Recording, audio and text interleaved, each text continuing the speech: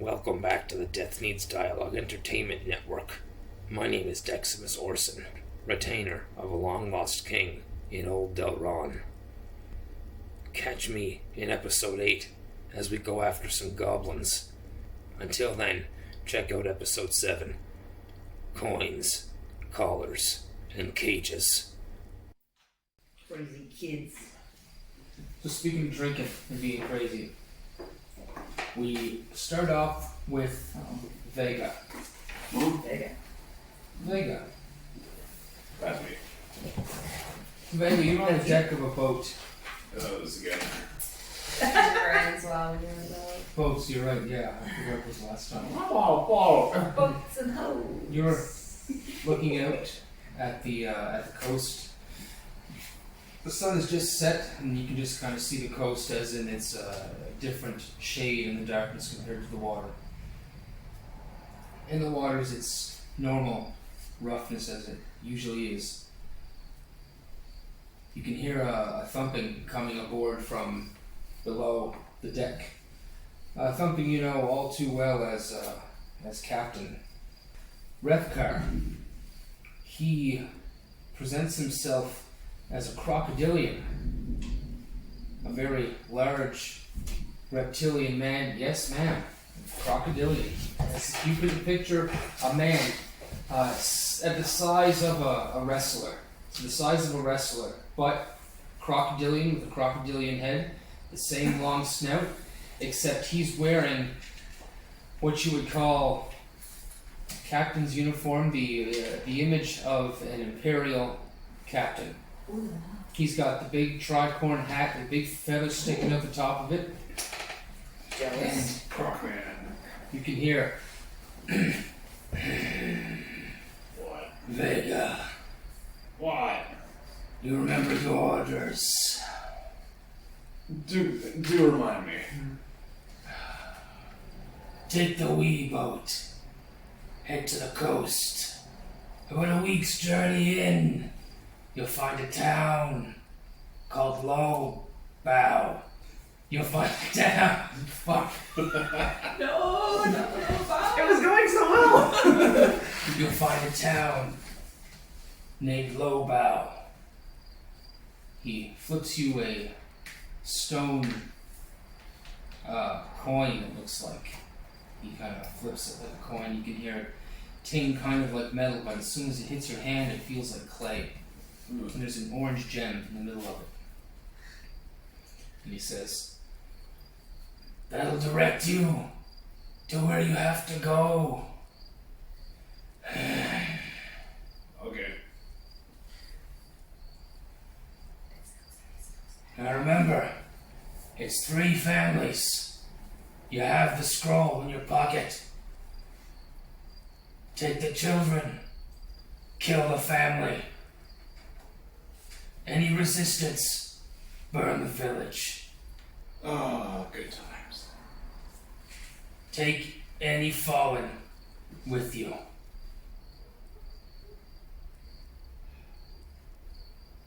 That means I'm gonna have to carry things and. Alright.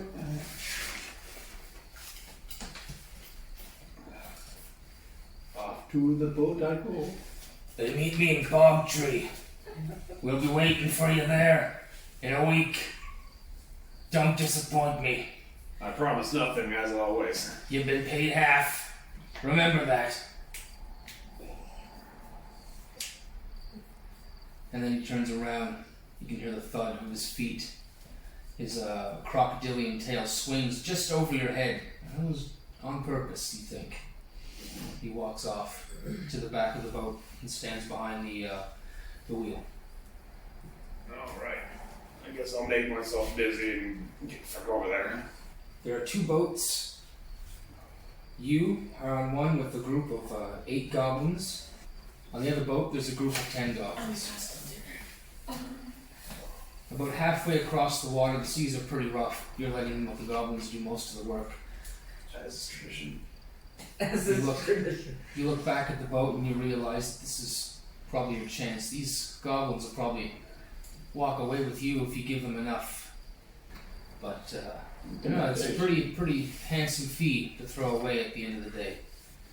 So you end up looking back at the coast.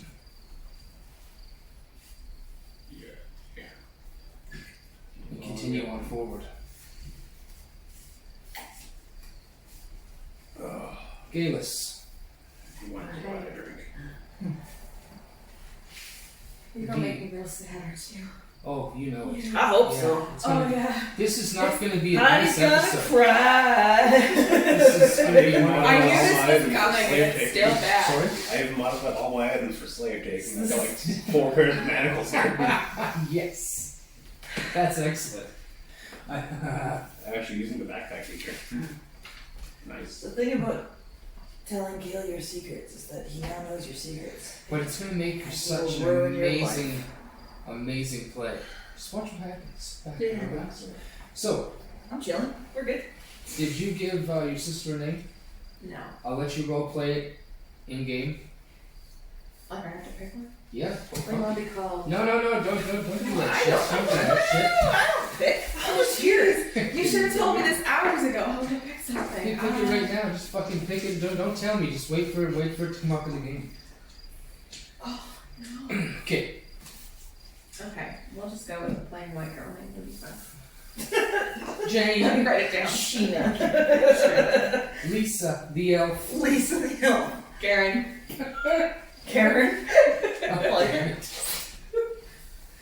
All right. Geillis, you're in your apothecary.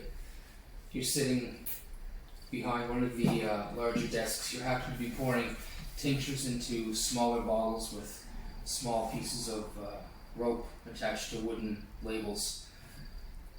This is your general day-to-day thing. Your child, Aurora, rests on your back in a sling.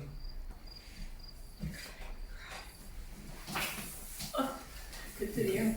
You can hear her gurgling quietly as she sleeps. Your skilled hands do most of the work, from your elbows and wrists, taking the tinctures in and capping the corks in the bottles. And you hear a little crack and shake as the sort of doorbell kind of rings here. It's not a bell as such, it's just a sack of different tree nuts that have a big shell and small on the inside when plucked at the right time, and they shake quite nicely. A nice rattle as the door opens. Hey, that's fantastic.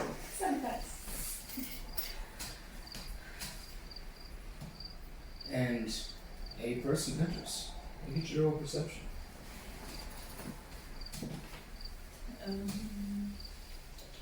15. 15. You can have DCs for this.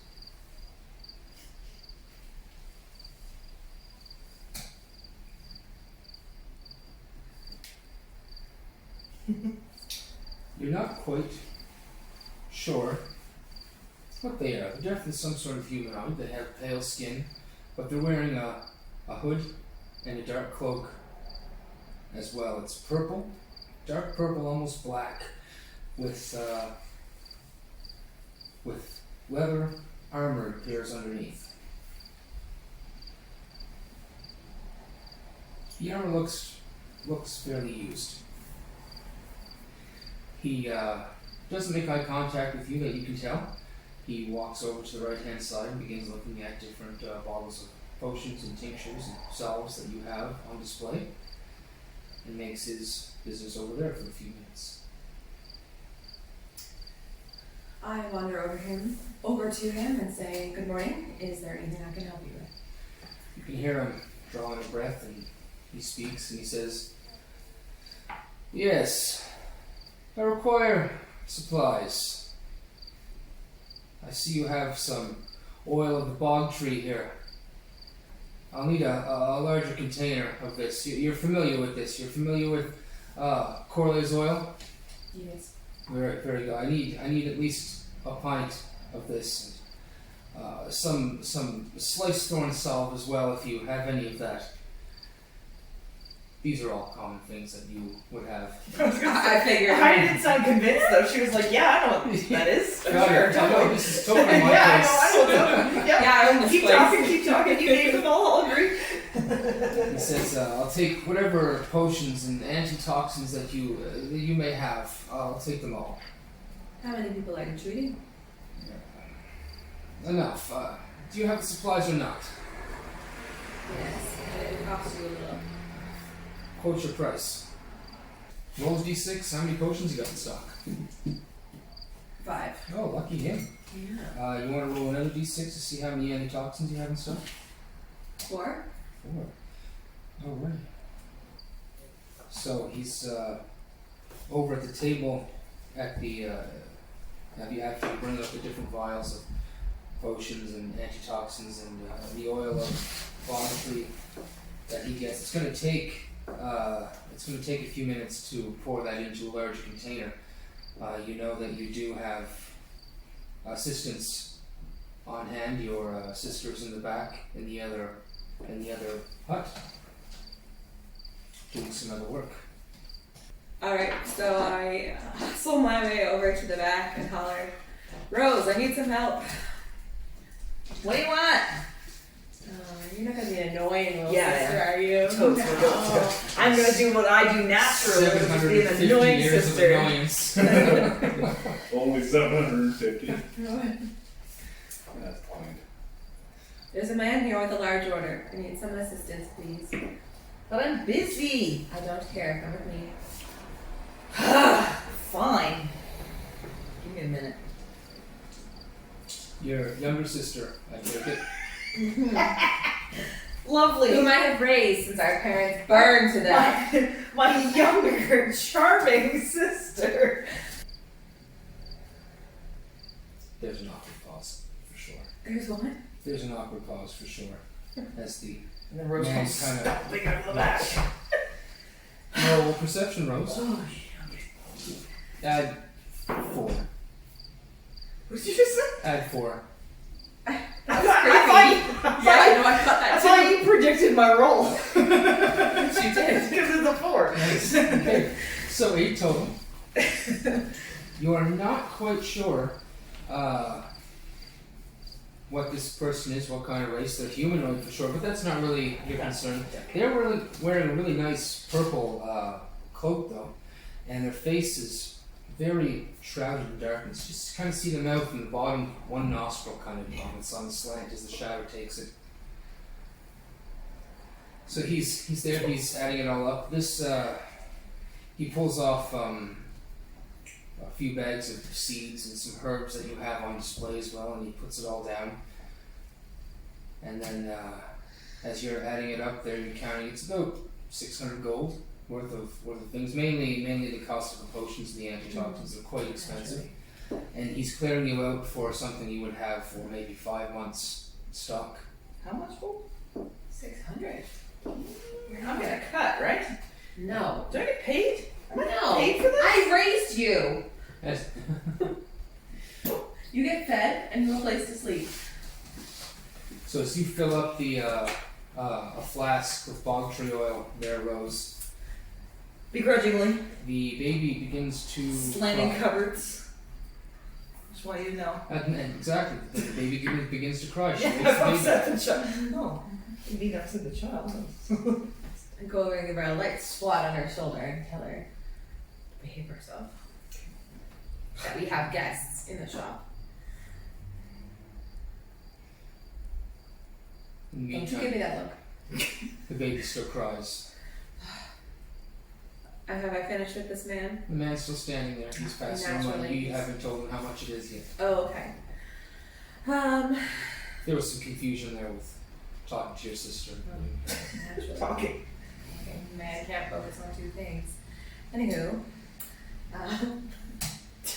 Cool. Damn God. I just swing her around. She's just loosely wrapped, so I'm kind of cradling her in the front and still dealing with the man. And I give him his double. Okay. So it'll be 600 star. Ah, a steal, he says. And as you're looking, you tell him the price and and you see, I'm helping. if you do that, I'll get you to roll perception again as you're right in front of him. 9. 9? Okay. So you child in your hands, it begins to stop crying as you begin to cradle it, and he fishes out a pouch full of money that you can clearly see has way more than what this total is. This is clearly some sort of adventurer. You know, the people who roll with this kind of money, you know, he's hiding his face, so he counts out all the gold in front of you. You're peering over the counter. I'm intrigued. As you both kind of roll perception, as you You gotta be blind not to see that kind of money. yeah, 14 plus 4? 18, very nice. That's something I'm looking for. So he's counting it out. He counts out some gold, and you can see there's some platinum-colored coins, and they're not something you see around here. It's a pretty expensive coin, but he puts it all out. There's about that much gold and about 4 or 5 platinum pieces. And I not very subtly elbow Geillis as he's counting his money. And, Swatting her elbow away. You would notice as he's counting his money, he's kind of easily enough counting it out, but his eyes are drifting up towards Geillis, every often up and down, and maybe she's not looking at Geillis. Perhaps he's kind of looking at the child, and he puts all the money down, and then he puts the coin, puts back in his bag and in his cloak, and takes up his supplies and says, "Thank you very much." And you can see him smile at her as he turns and walks out. Just an odd smile. What was that? I don't know, but there's something very strange about that man. He's also wearing leather armor, and you notice that the armor was damaged. Seemed to have been marked up. Did you talk to him? Just for business purposes. Did you ask him where he's from? No, that's a little bit rude. You don't cry. People But have it's lives. interesting. I know, but not right now. Kind of fun.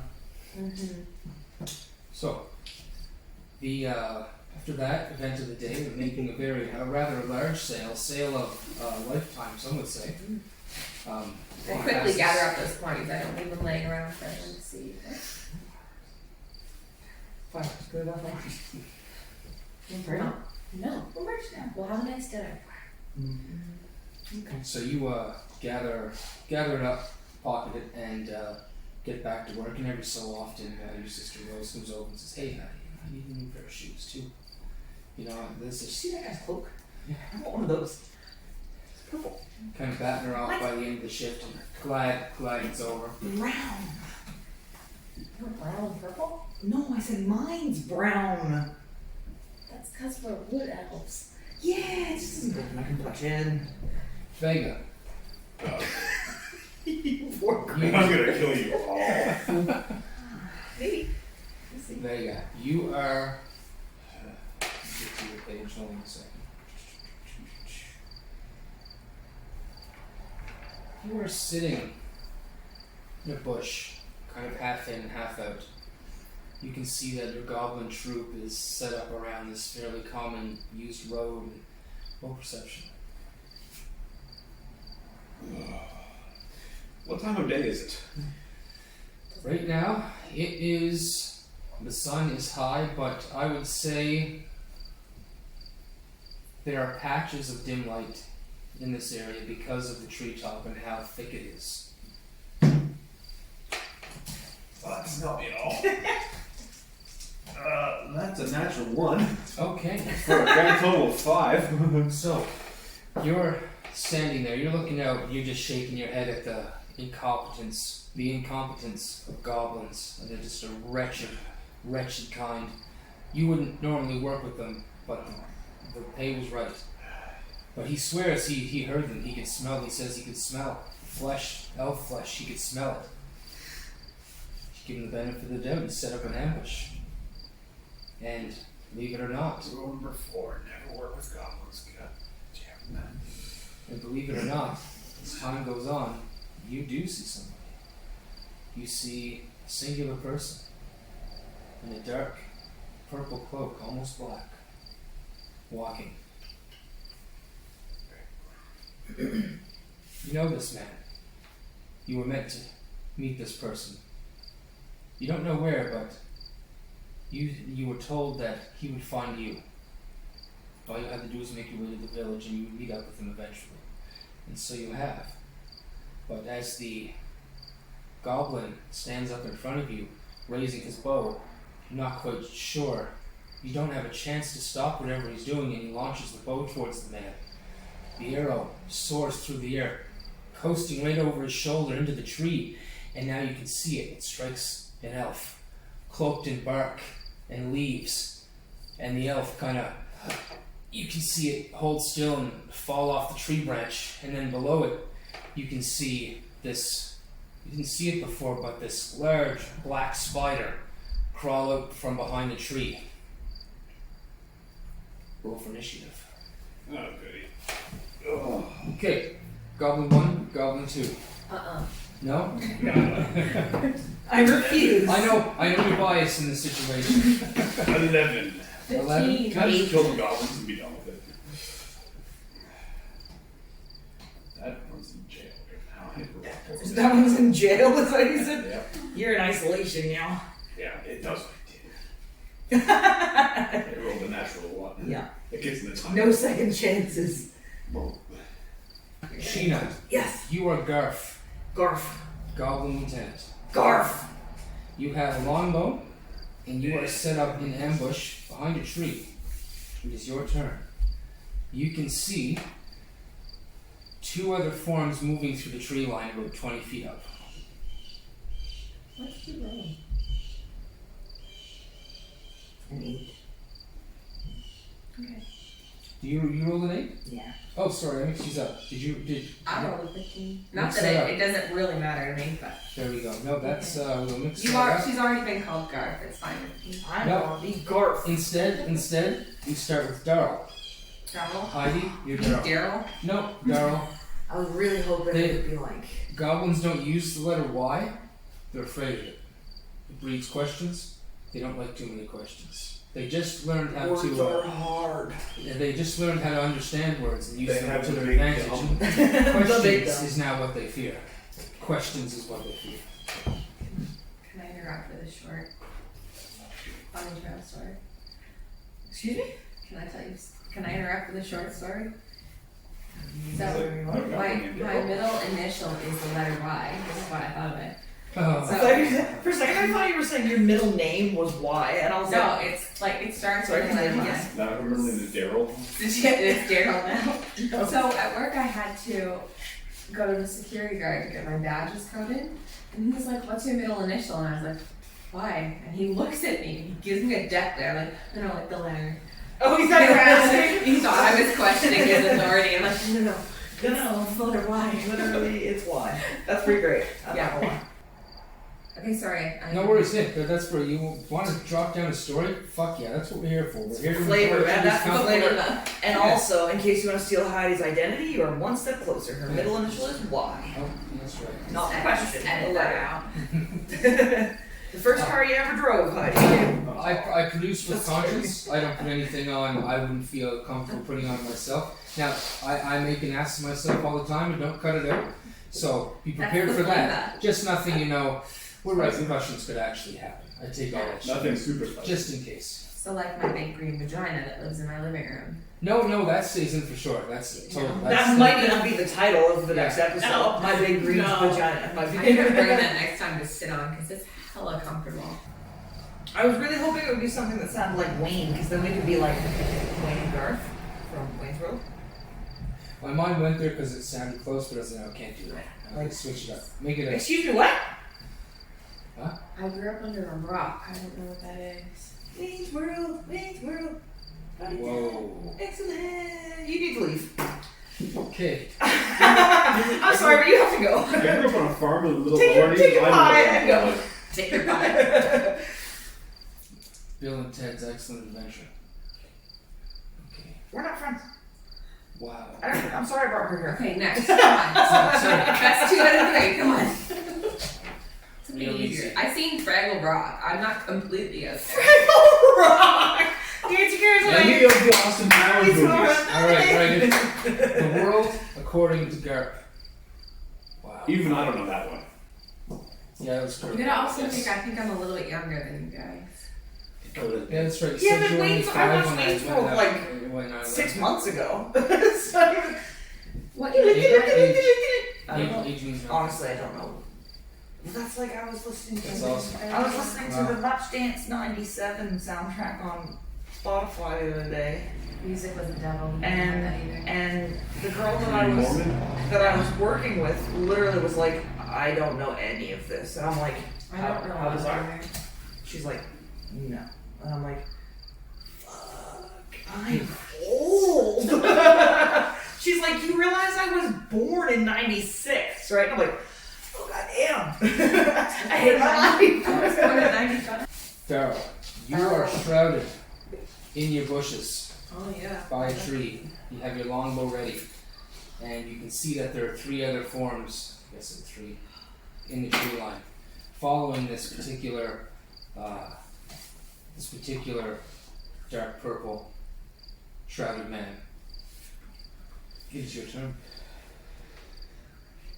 You're a goblin. You know you're here to enslave small children, take them away and kill their families. You've been doing this up and down the coast for the past few months. Dude, do you need some Claritin? No, that's what goblins sound like. Their mouth is like this big. It's a big, wide mouth. What? No wonder people fear Did you them. not watch Harry Potter? I did. Actually, in my adulthood, but yes.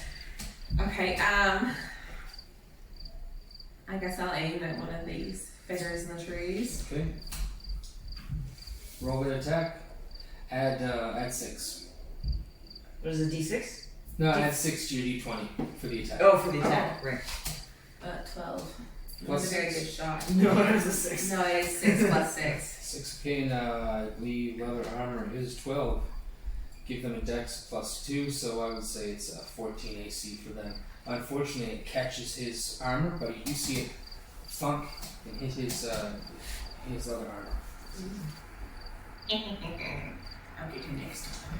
Vega, how do you see that? I get you to roll another perception. Now that the situation's changed, you've seen people have shot into the air. Sorry. No worries. That's a solid 12. Okay, yeah, you see some shapes in the trees. Now that they're making an action to move, they don't seem too hidden anymore. And it's my turn now, yes? Yep. Well, I'm gonna shoot one of them.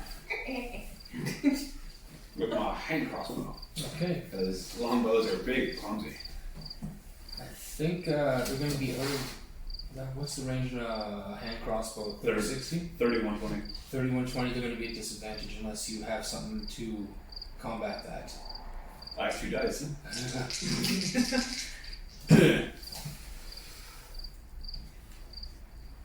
That's a natural 1 for 8. You're going back in the jail. Yes. Same one, too. Good. So One that's a chance. natural 1. Okay, natural 1. You know how to play natural 1s. He No. shoots me. No.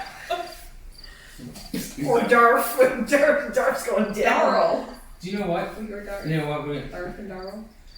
Can we be brother goblins? They're weird cousins. Brothers Weird and cousins. Kissing cousins. Yeah, we're kissing Well, cousins. you're cousin Garth. Roll your damage, please. You're never gonna want us to come back. 6. 6. Garth, you take an arrow through the back of the neck, or a crossbow bolt through the back of the neck. We're back on the As you're just about to stand up and shoot, roll your attack with disadvantage. And it goes off, but you get an arrow in the back of the neck. Oh my god. A 3 and a nat 20. Oh, that's you were waiting. The ambush was set. You stood up to let it go, and crossbow bolt in the back of the neck. And your shot goes high and sails into the trees as you die. He falls to the ground. No! But I wrote my name down there. I know. Instead, now you're Orlo, Orwell. Orlo's my Goblin. brother. new lieutenant, Recently promoted. recently promoted lieutenant. And it's your turn. You also have a longbow. Is that with a W? Spell it however you want. Alright. Goblins can't write I that. can't spell. It's more of a I sound. wasn't for sure. him. I know we don't do Y's. I wasn't sure what That's a 9 plus what? 4? 6? 6. 12. So 15? Yes. 15 breaches their AC. That's D6? your arrow, you have a longbow, D8. As your longbow arrow sails out With a 3. with 3, add, what's plus 6? Add plus 4 to that. So 7. Yeah, that's your modifier. You guys some pretty high end goblins. So as you see the arrow sail off, it takes him right in the chest, and he gets blown off this strange cat-like creature that's crawling into the trees, and he falls down. And you can hear a thump and a thud as he falls down on a root and then rolls off. And then it's the rest of the goblin's turn. I shoot them all one by one. These goblins. You shoot them all one by one? As the other 15 goblins, I would say there's 10 because there's some outriders. The other 10 goblins in your current party launch their arrows. You can see the beasts that they were riding get impaled by every single arrow that was launched in their direction. The spider falls dead. That weird cat-like creature falls to the ground. One of the other elven creatures take 3 arrows in the chest square, falls down. Their cat-like creature is still alive, and there seems to be only one left. Top of the round, Darrell.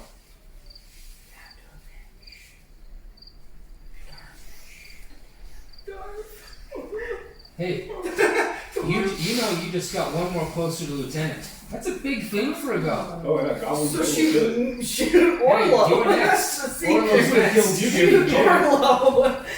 Yeah, that's right. Shoot Orlo, become lieutenant. Get a promotion, make it worth it. Really role play it. Dorf. Okay, which one killed Dark? Me. Vega. I'm not. You certainly wouldn't attack Vega. You know Vega is a skilled and brutal killer that could probably kill all you guys. In if he one wanted fell to. swoop. Not one fell swoop, but In multiple rapid swoops. yeah. Spicy. How many are left in the trees for Alex? One? Appears to be one elf on what seems to be riding a large snake, and one very dark black furred cat creature with 3 tails coming off the back of it. That's cool. I'm a little dumb, so I'm gonna aim for the one on the snake. Absolutely. Roll the attack. Add 6. 21. Oh yeah, that's gonna catch him. Roll your d8 for damage. I'm avenging Dwarf. That's a d6. You want to roll the Oh, d8, sorry. especially since you rolled a 1. Yeah, you gotta reroll that. Right there, you touched it. Yep, that's it. 8. Max Nice. his dice. Yeah, the arrow sails, catches him. He hits the ground. Vega. Hmm? Can you kill me a second time? What do I one see? fight. How many more do I see? Just the one? You see 2 creatures in the trees now. You see a large constrictor snake and a black panther-like creature with 3 tails. I'm intrigued by this cat creature. Bob who? Bob who, No. too. After he's been to the Roughly how far away are they? they're about 60 feet away. How close can I get without actually like fully breaking cover? You have to roll a stealth check. You move. I'll get you move half speed. You can get 15 feet closer. I thought I was shoot from here. But that wouldn't get me close enough to anyway. I don't want to anyway. Bonus action. I will Hunter's Mark There you on go. the that 3-tailed bastard. Yep.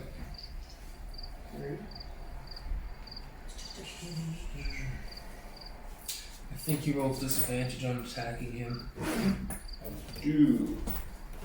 And then I will shoot with the disadvantages.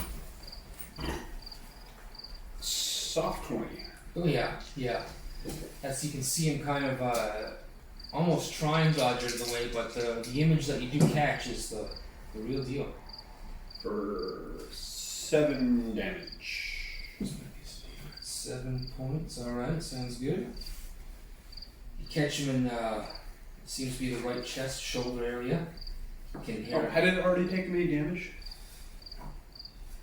That one had not. Okay. Alright, clean up the rest, guys. You can hear it squeal out in pain as the arrow catches. Next is Orlo. That's a 7 plus 6. That's not enough. 7 plus 6 is 13. What are you aiming for? Oh, the cat. The Cat thing? cat creature. If you are roll with disadvantage. It gets worse. 2. Okay, so no, that sails towards it, and you think it's going to hit, but it just kind of dodges, but it almost like it hits some sort of phase of the creature, but passed through like a time. Looks like it's kind of bobbing and weaving back and forth. It seems like at times there's 2 or 3 of them at the same time. It's pretty messed up. You been drinking, bro? Then the beasts break off in the branches. You can see them leap away. One slithers up the tree higher and out of sight. The cat-like creature moves away. He's still in sight, but you can kind of see him just kind of black patches through the trees as he's leaping from branch to branch. I can tell where he's anywhere. Because of my 100 mark. Mm-hmm. Yeah. But he's booking it, so I'm not going to bother. He's definitely bucking it, yeah, for sure. Yeah. And you know, he was barely harmed. He looked pretty beefy, but no riders, nothing around, nobody really controlling him. Makes sense he's going to take off. So, throughout this whole thing, which only took 10 seconds, the man in the purple dark cloak pulls his cloak back and reveals his face of a high elf with bright, stark blue eyes, and his hair braided in 2 major braids just at the top of his head, kind of right and left, that go down to the back. And everything's all nice and tight against his head. And he says,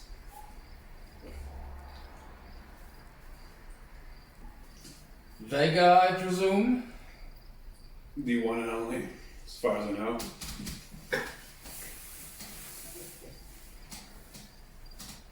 These are my assistants, I guess you could call them.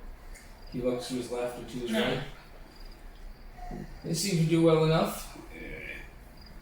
I prefer working alone, but it's the job. He nods in agreement when you say that. And he says, do you have the artifact? Good. It will lead you to those families you need to retrieve. Fair. Now remember, do not harm the children. And he kind of looks over at the goblins and back at you. I'm holding you responsible, Vega. If these children are harmed, there will be an end for you. I should have asked this earlier, but why are we doing this again? Roll insight. Should have asked this earlier. 6. Is Vega the one to have moral judgment about a job he has to do? Certain things, yes, that involve children and messing with families. Okay. He looks at you and says, Especially because I'm getting weird vibes because he's a high elf willingly working with a drow. Something ain't right here. No, it's not. My moral compass is skewed at the best of times, but this is just making it spin. Yeah, definitely. Your insight, however, just not really You enough shit the bed. to pry into the situation. But he's good though. He's got a stone face. He's, got a light smile on his face, like success perhaps, like he's already won.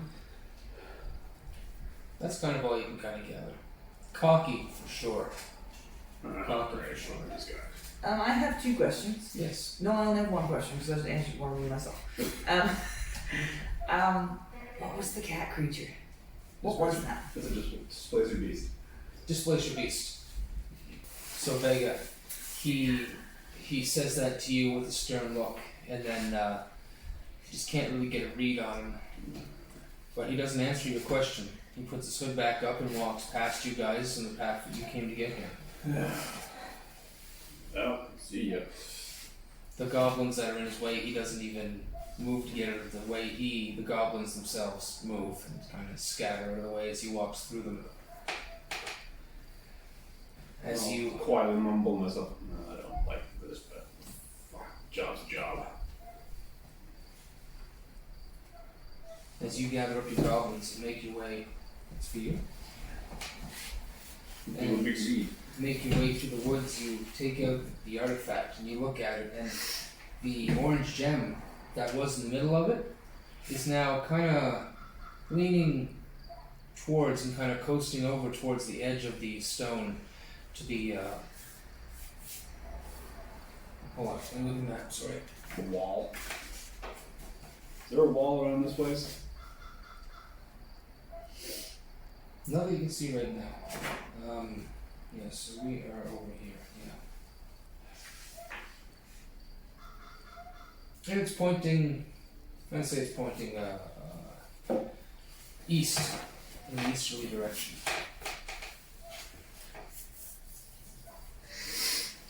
Alright, well. And you guys begin to Move move east. through, We go to the east. pushing through the large bushes and thick trees. You guys make your way through. Geillis. She's reading a book. Can you hang on a second? Oh, gotcha. No. Book fair expensive. You're rich now. I'm rich. I mean, She just bought it, God. Oh, I'm not really sure where I'm supposed to be looking, honestly. Just in general, that thing. Yeah, okay. Page 227. When in doubt, just read the whole book. Do your then homework. also he tossed you a bag. Yeah. There's some clanking and some no shattering, but some clanking of glass. Great. Do you open it? I'll take a look inside. What's inside? Look inside. There seems to be several different vials, a flask, and a tube with this green, semi-glowing kind of paste. And a piece of paper with Rose's phone. Calm down. There are poisons and antitoxins, and some salve and some oil for common things that you guys come in contact with in these woods. One's for the bugs, one's to heal tiny wounds that you get from these small bushes that almost like razors that they cut through your pants and it's into your skin. It's a pretty unpleasant trip through, but these products save a bit. Great for the skin, not for my clothes, but oh well. I've got a bag of useful ointments and stuff. On the bright side, if Vega survives this, if Tanith dies, we can find a way. Unless you Definitely plan on having Vega continue this. This is why I didn't put him in the story. Yeah. So a little bit of backstory for Vega, if you're still reading there. Vega comes from the far north, in the cold, that's where the Drow are. They live underground, obviously in the frozen north, like the very, very north. Yeah, where it's And- like dark ages of the year. Yeah, and they stay there. They don't come out. They live underground. They seem, well, they're not peaceful. If you go in their seas, they will kill you. For sure, that's why nobody comes back from their season. If you do, it's horrible stories of being let go because you were sent as a message. Yeah. You know, with one arm and like one eye, and Yeah.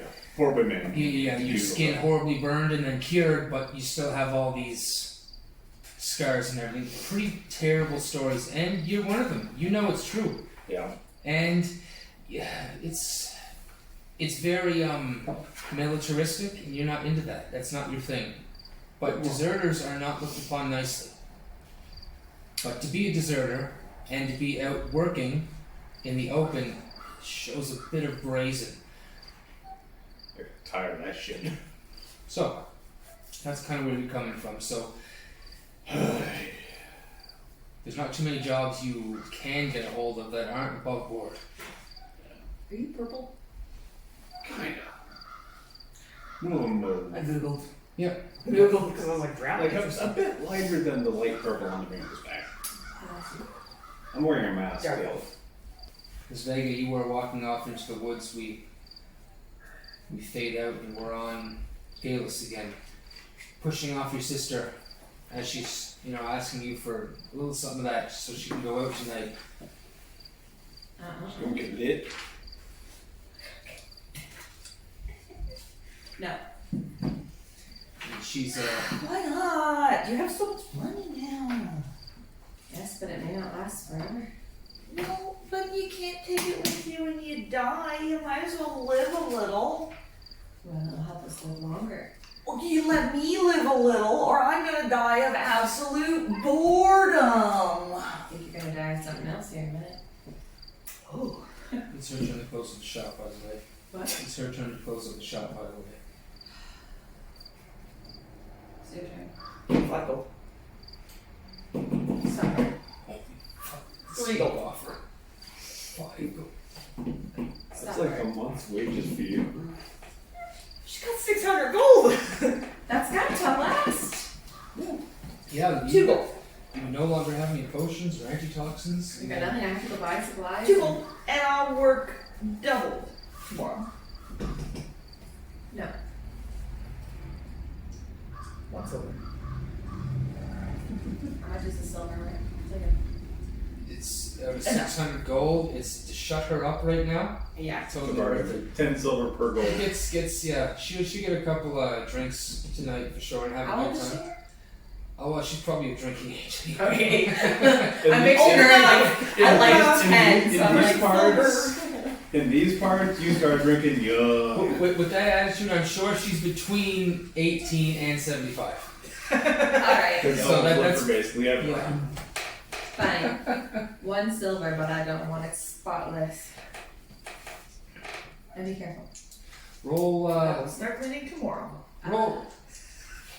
You're kind of annoyed by this, right? I am. I hope so. I also love her a great deal. So. Okay, so you just so roll perception with disadvantage.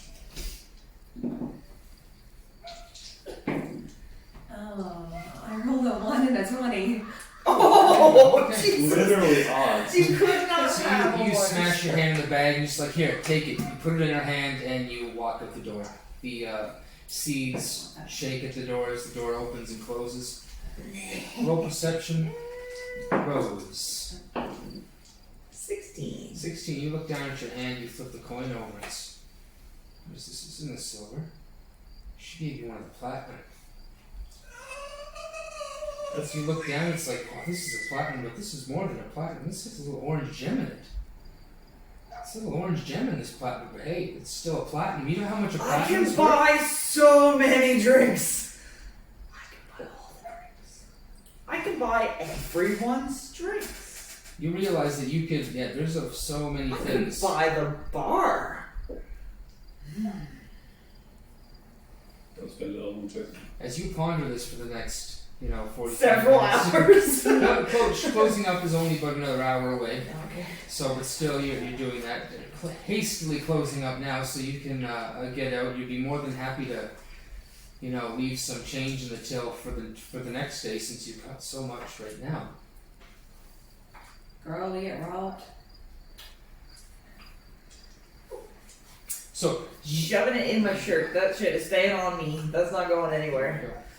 you also know that families in this area are clustered. Like, you guys don't live together, but she might lived in the hut, like, literally next to you. Well, you guys are fairly close, so the night goes on. You, for Rose, that is. And Geillis, you go outside and the door shuts and you can feel the wind in your hair again, just cutting through the treetop walkway, and it's quiet. Too quiet. You had to shut your sister up really quickly. For a silver, I mean, it worked, but it was pretty quick. She's never quiet. You pay no mind to this and you continue going. The child seems to be up and awake, and you can hear Aurora look over your shoulder and wave her arms. As you can see, Aurora, he smiles at you as he walks up. He pulls out this little. You literally made him up, Heidi. Why are you surprised that he smiled at you? Is that made up? Jeez. Is this real? He reaches in his bag and he pulls out this small mushroom, and it's just all wrinkled like a small little brain, and he gives it to Aurora. Aurora reaches over your shoulder and grabs it and just piles it right in your mouth, and you guys embrace. He hugs you, you kiss, and you guys walk down the way, kind of arm in arm, you know, as elves do. We're good. We aren't forced yet. You smell in the air of his sweat, his aroma, yours as well, as you guys walk to your hut in the trees. You guys spend the evening having dinner, and you kind of look outside through the trees and see how dark it is, and wonder why your sister isn't back by now. Silver wouldn't have gotten her that far. Perhaps Dancing on the bar somewhere. she met somebody and she's going to stop bugging you, and that would be very nice. It's about time that she'd grown up now. So you guys eat supper and go to bed. Have a very nice family evening. You put Aurora down early, and you and Alaric work upon your second child. Oh, yeah. Wow. Elves are pretty methodical about the whole situation. Are elves known for being prolific? Well, they're not known for it because they keep it a secret. Oh, they have like quiet, sexy times. They don't tell anybody. Yeah, and then it's like, of oh my god, where did this kid come from? I am not that. I have a very shiny coin and I am getting wasted. You're gonna go home pregnant. Twice. Twins. Twice pregnant. No, not well, I was They're twins because they live together, but Yeah. not any other reason. Rose, Yeah. you are at the main. Let me think. The dirty barrel. Dirty barrel. Sounds like the kind of place I'd go. No, I would call it the. Is that something? You're at the main trunk. It's this large wraparound whole level on one of the main trees that the tree village of Low Bow is set upon, and the whole ring around it is basically cantina. There's food. At night there's booze, and it's usually more kickin' party. I mean, imagine very honorable hillbilly elves, Love it. right? I'm So- so there for it. when Someone the- with a washboard. Is this Hey, there's music, there's sound, and you roll in shortly before dusk, and it's party time. You take out your Flash platinum. my coin. And you tell them running a tab tonight. Yes. That's the way it's going, and they see that, and they kind of give you the nod. They all right, Rose, and they slide you down a milk. And it's not your typical milk. It's more of a honey wine that has the color of milk. They call it milk. Spicy. More like a Spicy milk. off-brand mead. Put the eggnog. Smells kind of gross, but you're used to it. But it gets you drunk real fast. I have so many friends now. You do. There's lots of people crowding around you. Might I say my milk brings all the way to the air? He's ain't nothing. We already had a milkshake and a pretty dress. Another milkshake. We did have a milkshake in a pretty dress. That's true. Now I'm just shit-faced in a pretty dress. And yeah. your night goes on Goes for well. some time. Past supper time, you don't even notice the time fly by. There's food that's brought out from who knows where. It's way more fancy than the food that you're normally used to on, like, you know, in the evening in the main trunk. It's not the most high-end places in this treetop village, so. No. But you I'm fit not a right in. high-end girl. Elves are generally vegetarian, anyways. They probably wouldn't be a pig. Look at the best salad you've ever had. The best salad ever. Vega. You're talking That sounds to terrible. Yeah. you're talking to thick women about salad. yeah. Don't But tell me you she's- eat salad, But George. she's an elf. Elves generally don't eat meat. No, That's that's true. Lots of seeds, herbs, seeds, veggies. walnuts. I picked the wrong Bugs. rose. Yeah, you did. Thanks for ruining my life. It's going to be a role playing experience. Trust me. When you meet this elf who does eat like you guys, or this dwarf Nani, Yeah. who makes Oh, I like can't this. wait though. Why? You won't be why veg- doesn't that you won't be a know? vegetarian. She doesn't like Not that. yet. She made a monk break his oath. Yeah, that's right. You guys are that's it's going to be a weird situation. I can't wait to She's see over it. here playing two characters. Um, I'm like, here, eat this. Oh, I can't eat that. But he did. Oh, no. another one. Another You're so one. cute and little. All right, Vega. Huh? It's dusk now. You have a spyglass up to your eyes. You can catch just a little bit of darkness. There's some torchlight you can see up in the trees, but it's only few and far between, keeping it pretty concealed. But you can see it.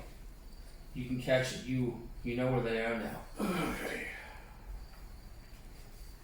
As you look on, you can see, you can hear just out of earshot. There seems to be some sort of celebration going on. It's loud. There's music. It's dusk, getting time for supper, I guess. So it's perhaps a little early for that sort of noise, but Whatever's going on over there, someone's having a good time, and it's not me. It's always too early for her kind of noise.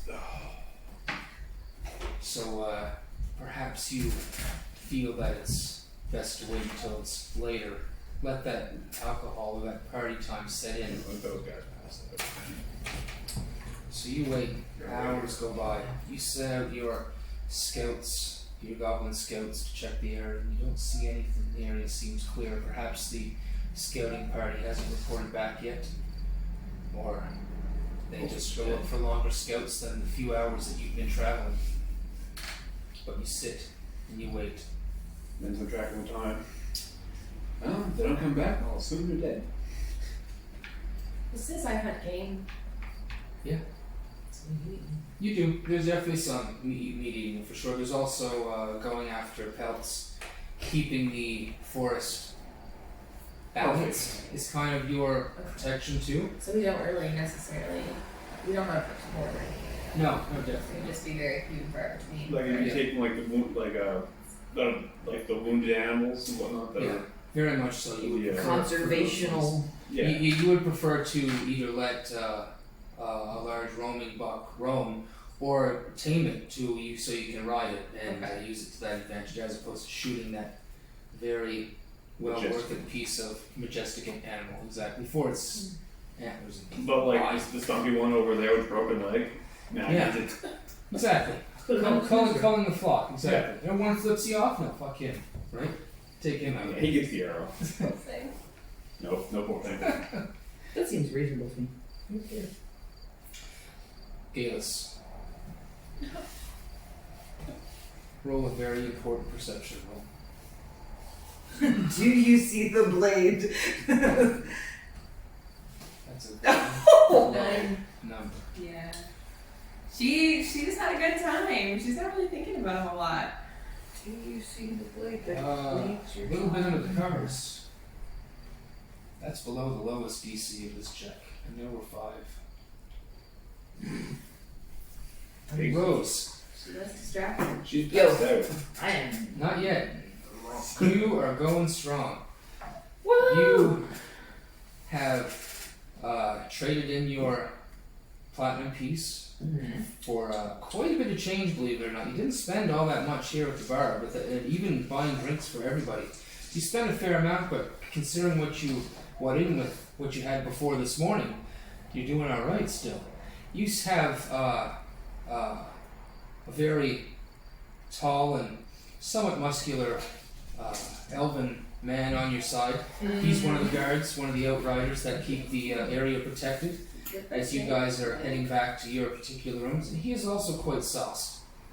He is, because I was paying for the drinks. So you guys don't have to worry about falling off the trees. There are walls and stuff on the walkways and things, so you can actually just fall off into What nothing. if I walk on the wall? You can try that, but to see what will happen, yes. Roll, roll an athletics check. With disadvantage because you are... Yeah. They're both 13. They're both 13. Okay, as you try and walk up the wall, it's more of like put one foot up and you realize you gotta get a hand. So you reach up with one hand and it's just kind of like you're walking on all four hands up the side, and you up the side of the tree, and you walk up about 10 feet and you look down and you call it like, I did it! And he kind of looks up at you and he's like, did what? I can see up your I'm king of the world! And now that you're 10 feet up, I think you should roll perception. With 11? no, with regular, because it's... Oh, I thought you were going to stop It waiting. would be a disadvantage, but since you got some height, I'm giving you advantage, so we cancel it. 11? 11. It's 11. You can see that the party is still raging over there Yes. at the, My friends at the over main there? trunk. Gotta write that down so I don't forget. Main trunk. All the those big, people? getting big drunk at the main trunk. So much Big trunk fun. at the main trunk. That's nice. You're gonna come back to my place, and we're gonna do it. Yeah. Oh, how old are you? Old enough to have a good time. Let's go. That's slightly misleading, but I'm very drunk and I'm okay with that. It's very attractive as well. I am confused and aroused. As you guys make it back to the grouping of huts that you stay at, you Very don't close to see mine. you don't see very much. And you kind of mosey off into your hut. And the door kind of clacks shut as you go into the room. It's quiet until you guys get in there, and then it's no longer quiet for a little while. It's never quiet when I'm around. 22 seconds later. Yeah. Geillis, you are awoken by the sound of a child crying. I rise from my bed and go over to her crib. She's in the pod next to you. You guys have, as your family, your hut has a main inner hut and two smaller pods on either side as you like. One for each family unit. You guys stay in one. Okay. She's in her crib, right? Yeah. Okay. She's rolling around in the dirt. You stand up from your bed. Alaric also stands up or sits up in the bed, and he looks to you, and then he hears the crying, and then stands up. And I need you to roll initiative. 2. Alaric has much more alacrity than you in this particular moment. His keen skills, he used to be a guard and then got married and decided to stay home and just become a farmer, gatherer, and hunter. But he gets up with speed like you've never seen, and he goes through the door. And as he pushes the flap open, you can see as light spills in, but in addition to that, also there's a spear. As you can see a spear catch him in the belly and poke out through his back. As all the force that he had going forward, he has coming backwards as he's walking backwards in a different direction, and he falls sitting down on the edge of the bed in surprise, reaching down at the spear. Child still crying in the background. Rose, roll perception with disadvantage. The best we got. 9. We got it's 3. You remain asleep. She was.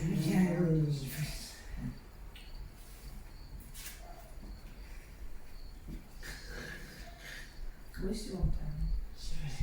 Geillis, what do you do? I'm a little stunned. I wasn't expecting a sword flying through my husband in the middle of the night. Spear. Spear, sorry, spear. Can I see anything in the other room? The flap has flapped back over, but you do see shadows now that it's closed. Your eyes have adapted to the light. Past my slight wailing, can I hear anything else besides the baby crying? Roll perception. 9. 9. Just the baby crying. You can hear some shuffling. Something perhaps getting closer.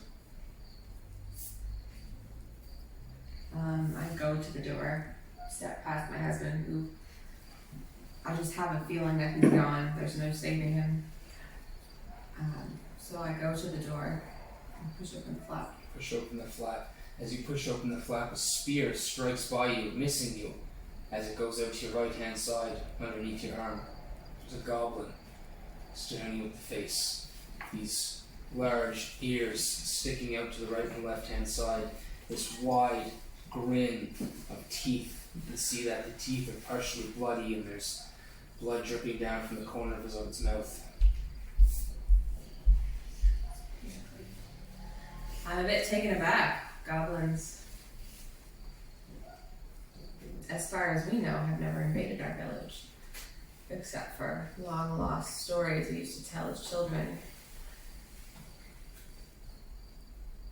So I have nothing. I just got out of bed, so I have nothing to attack him with. I would say that in your room, you guys do live in the wild.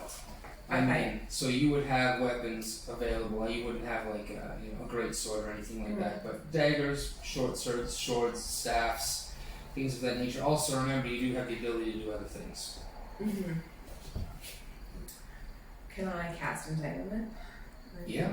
Yeah. Absolutely. Okay. I don't know how to do that, but Cast a spell. Just do it. Kind of just tell do us. it. Okay. Give us some role play on how you cast. What do you do? How do you cast your magic? Ah, jeez, I just farted. Imagine! That would actually be amazing. You're just like, and a bunch of branches come out of nowhere. Roots come out of the ground. It's gonna be a little more majestic. That's a different. Oh, it would be majestic. That's for That would sure. be beautiful. The cloud erupts from behind me and Geillis just goes, imagine what happened when she had her children. Yeah, that's why you needed a really big staff for that one. The whole community were together for that. Really together. Okay, so I'm a little bit dramatic in my spell casting, so perhaps throw my arms in the air Of course. with a big yell, and as I do, the roots come shooting out of the ground. Yep, from the tree roots beneath you that the house has been formed on. They climb out, you can see them sprouting green leaves and catching up upon their feet and one of his arms. It's a save, I believe, which is definitely going to be a fail. They are grappled, or probably restrained, I think. But anyway, that's where they are. So he's held in place. Yes, he is. You can see from that position across the way the hide covering your daughter's room has been torn off to the ground. Can I still hear her? Cause she's Yeah. like she's still there. Okay. So I'm gonna rush that way towards her room. Okay, as you rush by the goblin, he does get an attack of opportunity on you. Cause I'm a little distraught, not paying attention. Yep, and he bites at you, bites at your hip, and does 2 points of damage as you pull out from his grasp. as he's still entangled. Rose, roll perception with disadvantage, please. That's better. 11. 11. As you kind of wake up groggily to this noise, this kind of sucking, water pumping noise, you can kind of hear it right beside you. As your eyes focus, you can see your guard friend has a spear in his neck, and there's a goblin standing above him with this wide grin on his face. What the? What do you do? Karate chop a goblin. Okay. I just woke up.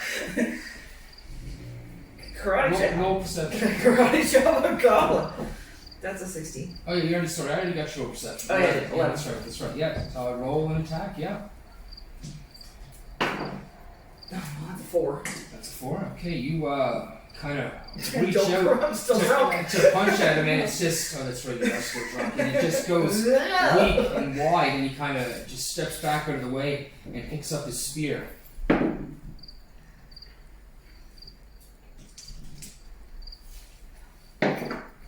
You're a good sister. This is a terrible sister, but that's okay. As he lifts up his spear and drives it down, it catches you in the thigh. You take 3 points of damage. You're not dead, but you catch it in the spear and you cry out, Geillis. You can hear somebody cry out from outside the hut. As you get close to the room, you can see that there's a goblin, and he's got a sack. And you can hear the crying coming from the sack.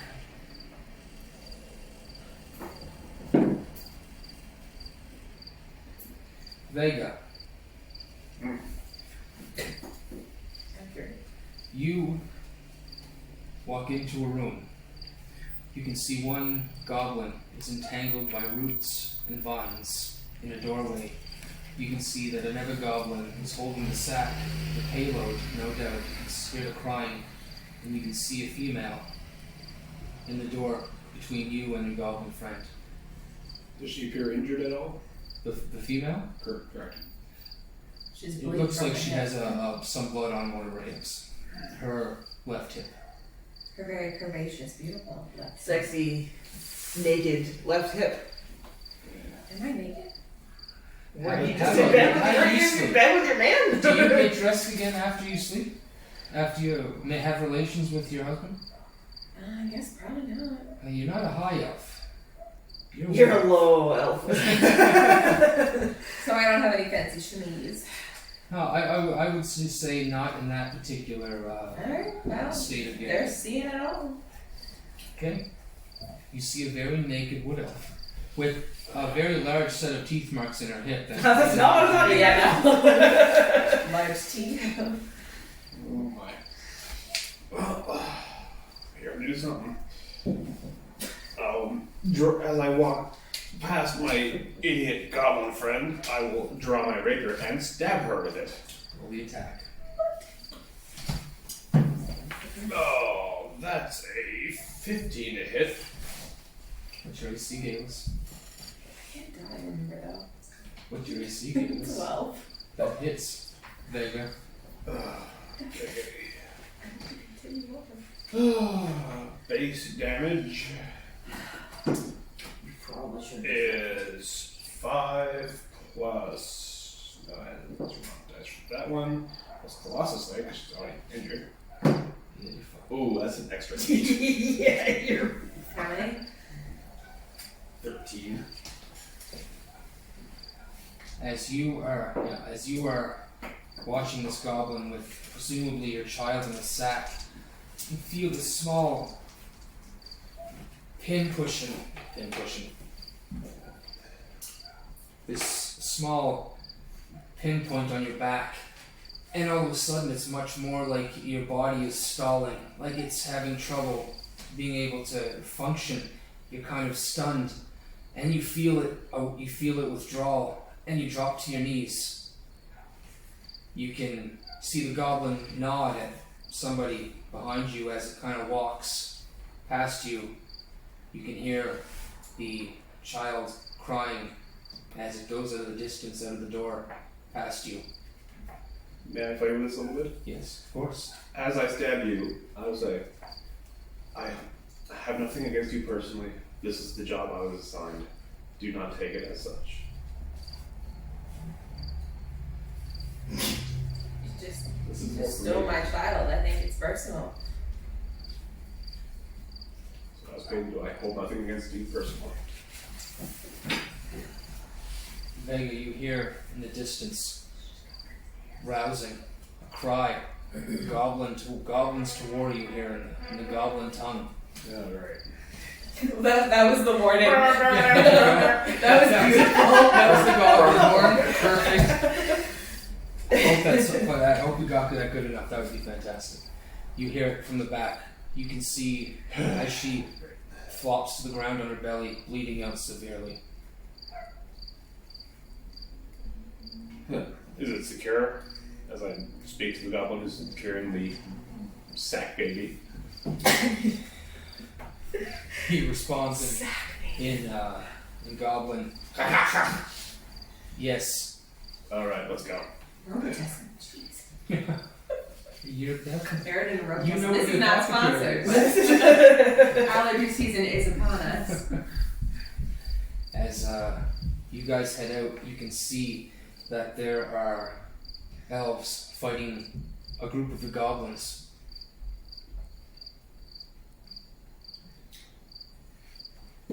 All of my friends that I purchased earlier in the evening. I'll give a loud whistle as to signal that we're getting out. Okay. You whistle, your whistle cuts through the air. All the goblins kind of look over as trained dogs would, and they break away from the fights that they're currently in. And as you guys gather up, you can see that there are only 2 sacks. One sack had not been obtained, apparently, but you're leaving, carrying 5 goblin corpses with you.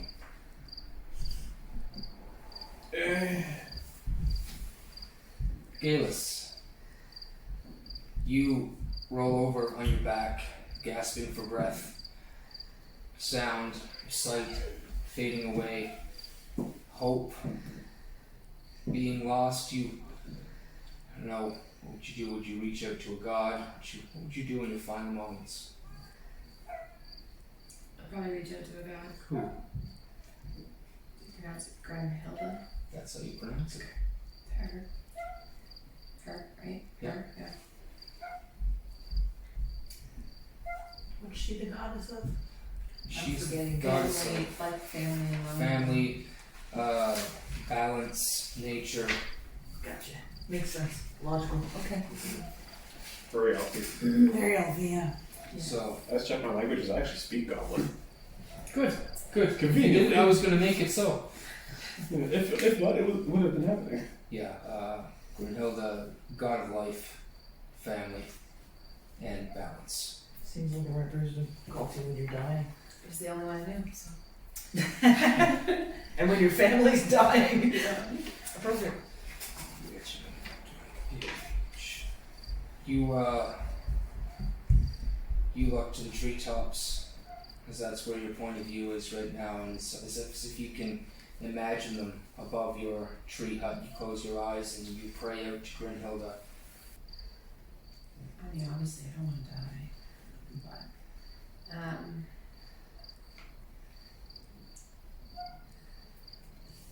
give me another chance to save the rest of my family.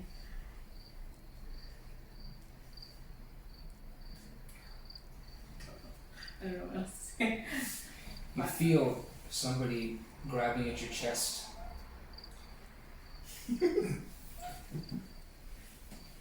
Sorry. Just when you did that, I was like, Gotta make sure they're still there. well, I mean, I don't want to live if they're not. There you go. It turns Oh, out you're it was right. you! I changed my mind. Grabbing your own Take me. chest.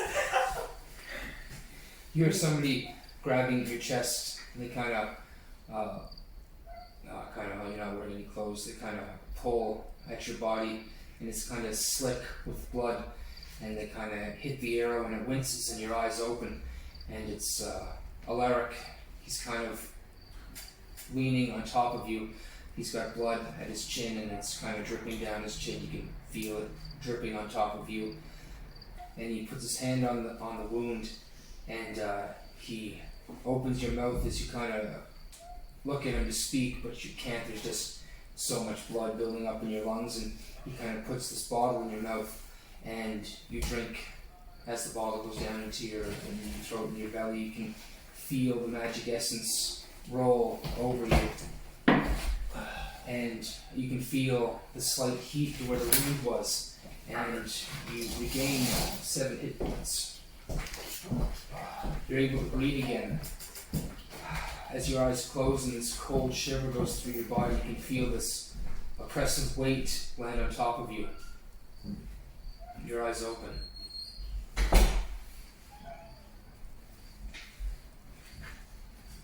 My eyes are full of tears.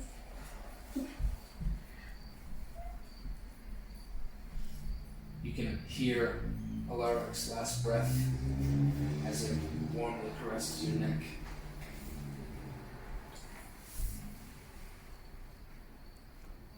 This isn't really what I had in mind. Not him for me. Rose. Oh, that's Oh, right. yeah. I am Right still after alive. So, you And finish your not shriek. happy. What are you going to do?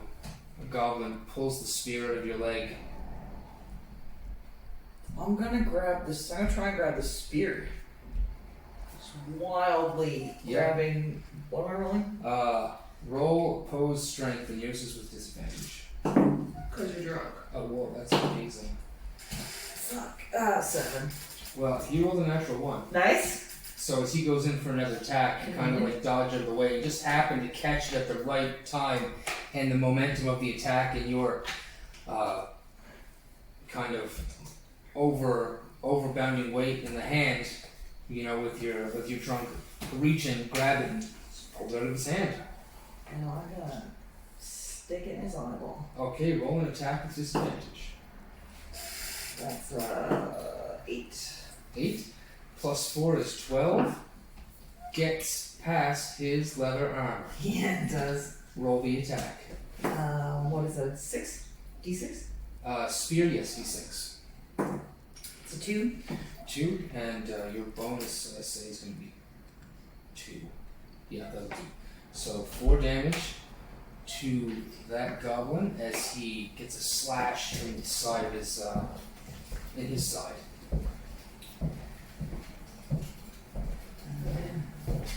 Yeah. Geillis, as you're there, breathing, crying this weight on top of you, your vision gets fuzzy for a moment, but you realize it's not your vision, it's something that's so close to you, you can't focus on it. And it begins to be gray and smoky, and then it clears into more of whitish form, and you see, in fact, a ghostly visage of your husband rise to his feet. Alaric stands up. He just kind of looks around for a moment, looks around the hut, and then he looks sharply to one side as if he's hearing something, and he darts outside the door. But his body is still on top of mine. His body is still on top of Am I strong enough to push him off? Okay. I would very gently roll him to the side and stand up. Grab the blanket off the end of the bed. And wrap myself in it and run out the door. Okay, I thought you were going to try. I was like, how are blankets the indicator of whether you're a fast or loose woman? But then I realized where you were going with that. I was like, okay, should I continue? And you run out the door, With as much speed as a woman who just came back from the dead can. of course. Mm-hmm. Rose,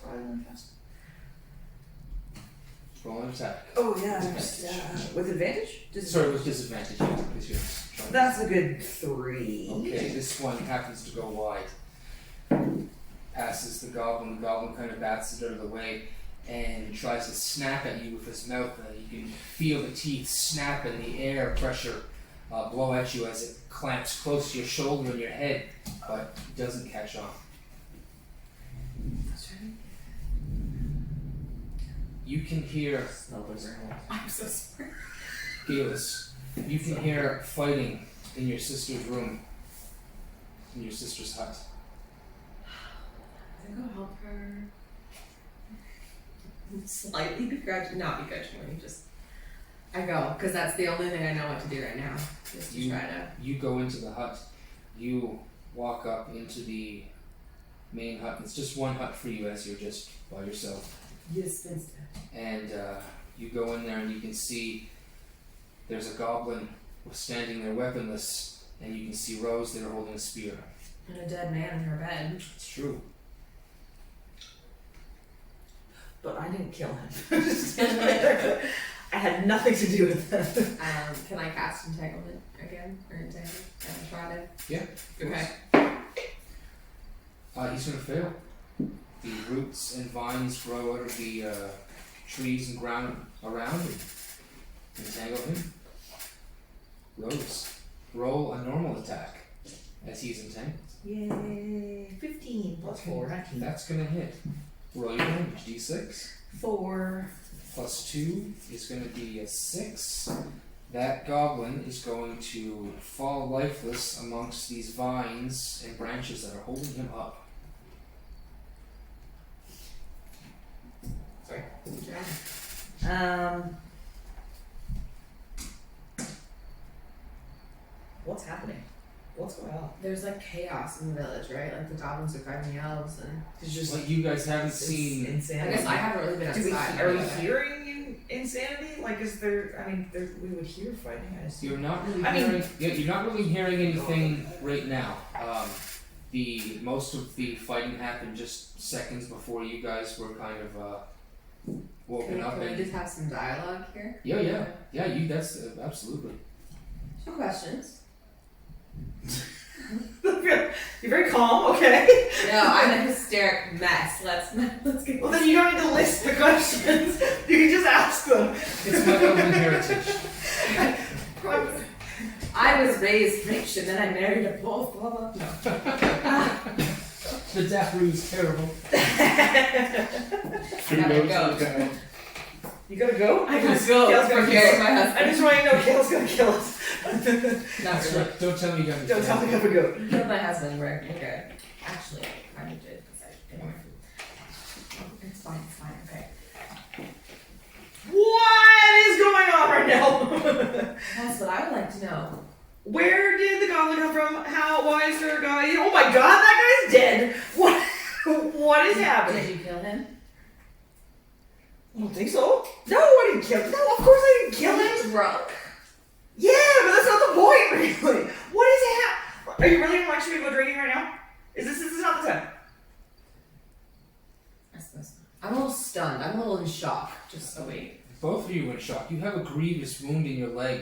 I have a hole in my chest. And I just killed a goblin! This is how a nice scar. It looks Oh like. yeah, definitely. Yeah, it's a scar. Really for sure. badass It's still scar. battered in blood. Like that didn't evaporate. So. Oh yeah, that's right. You still Adrenaline. I'm getting drunk. Yes, but I'm I'm jacked getting up like. and drunk right now. What? Rose. Goblin. They took Aurora.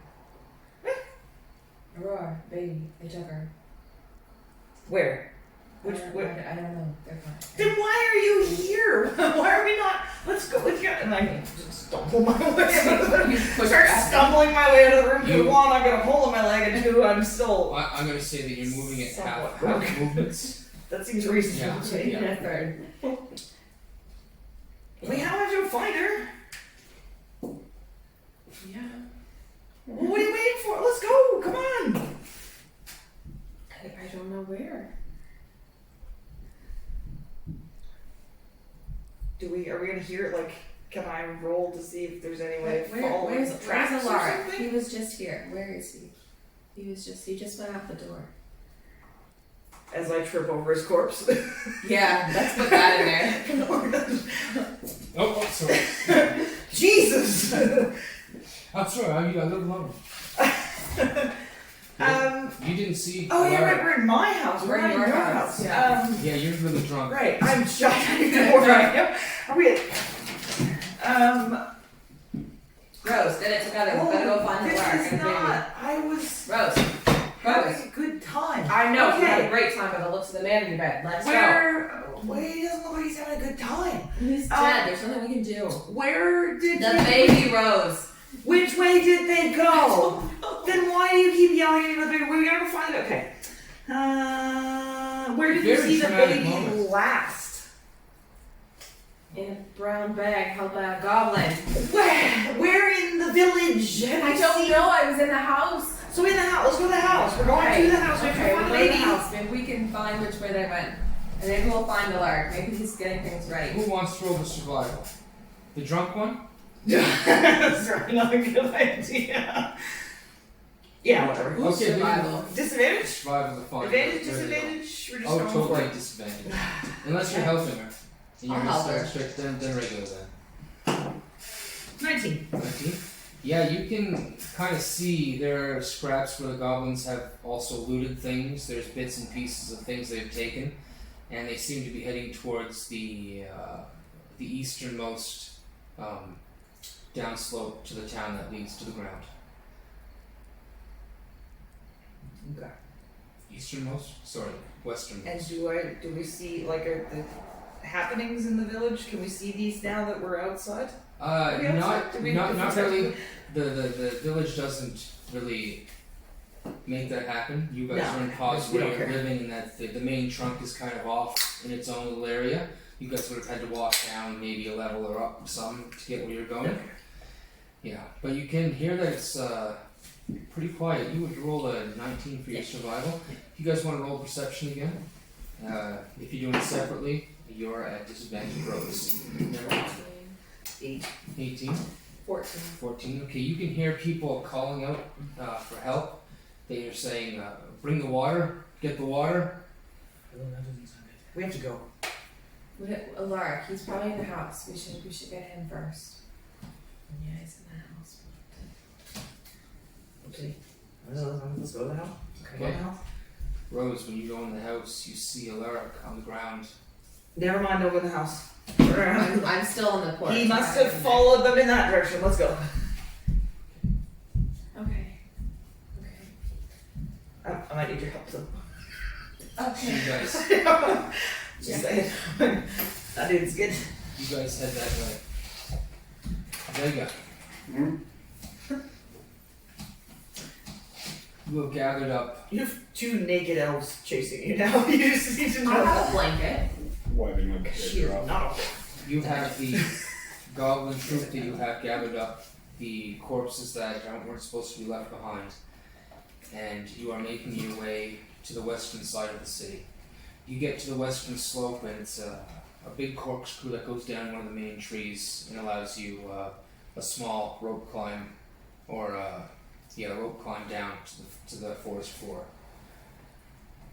And you make your way with ease through most of the city. They seem to be drawn to a disturbance that happened in one of the trees in the middle of the city, and you guys can see smoke rising and billowing from underneath the canopy of the tree. Not intended, but a welcome distraction. You can probably put that on the goblins. Hmm. Yeah.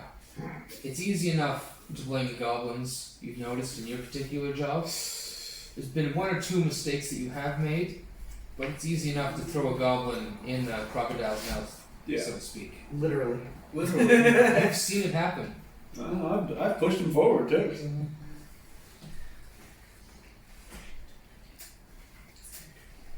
As you take that last look back at the village, the smoke going in the fire, and you look down at the bags that these 2 goblins are holding, the crying has seemed to have ceased.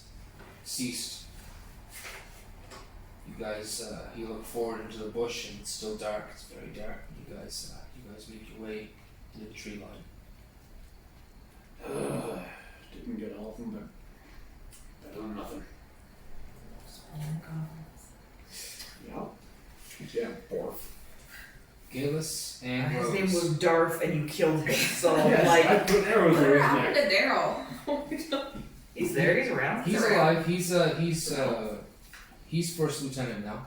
Oh, Orlo passed away. Orlo's toast. Oh. Orlo's toast. Yeah. I think Orlo was the one that got R.I.P. the spear in his neck. Oh, right. Something. I think Rose did that one. I think that was Orlo. I killed myself. There you go. Nice. Bro. See, you can do anything in D&D. It's such a beautiful place to be. You can kill Beautiful place yourself to die. and go to sleep in the same night. It's beautiful. I've lost a fight Probably against myself. not something I to also joke want about. to fight against myself. And you got late. And I got late, and then I don't have to call him in the morning because he died. Girl. Oh. We won't talk about that. Huh? Because you are not a whore. No, I don't leave food in my bra. Except when I take it off because I'm in Boston. You're not wearing one. Remember that? Yes, I am. I was like, yes, I am. You're wearing a blanket. Let's save story for later. The robe. All right? In case I get hungry in the winter. Oh yeah. Geillis. Poor Kale. She's always like, You guys make it to the western slope. You make it all the way down. You're going slow. Your sister is holding you back. She is not fast. And she's not quick Okay. either. call me Baymax. No. Roll insight. You know she's not gonna make it. 14. 14. Even in your distraught sense, you know that you're not going to be able to give chase with your sister, and especially in this form. You're going to have to do something else. You're going to have to perhaps be something else. Rose. Sorry. What? Did you see them? No, I need you to go back to the village.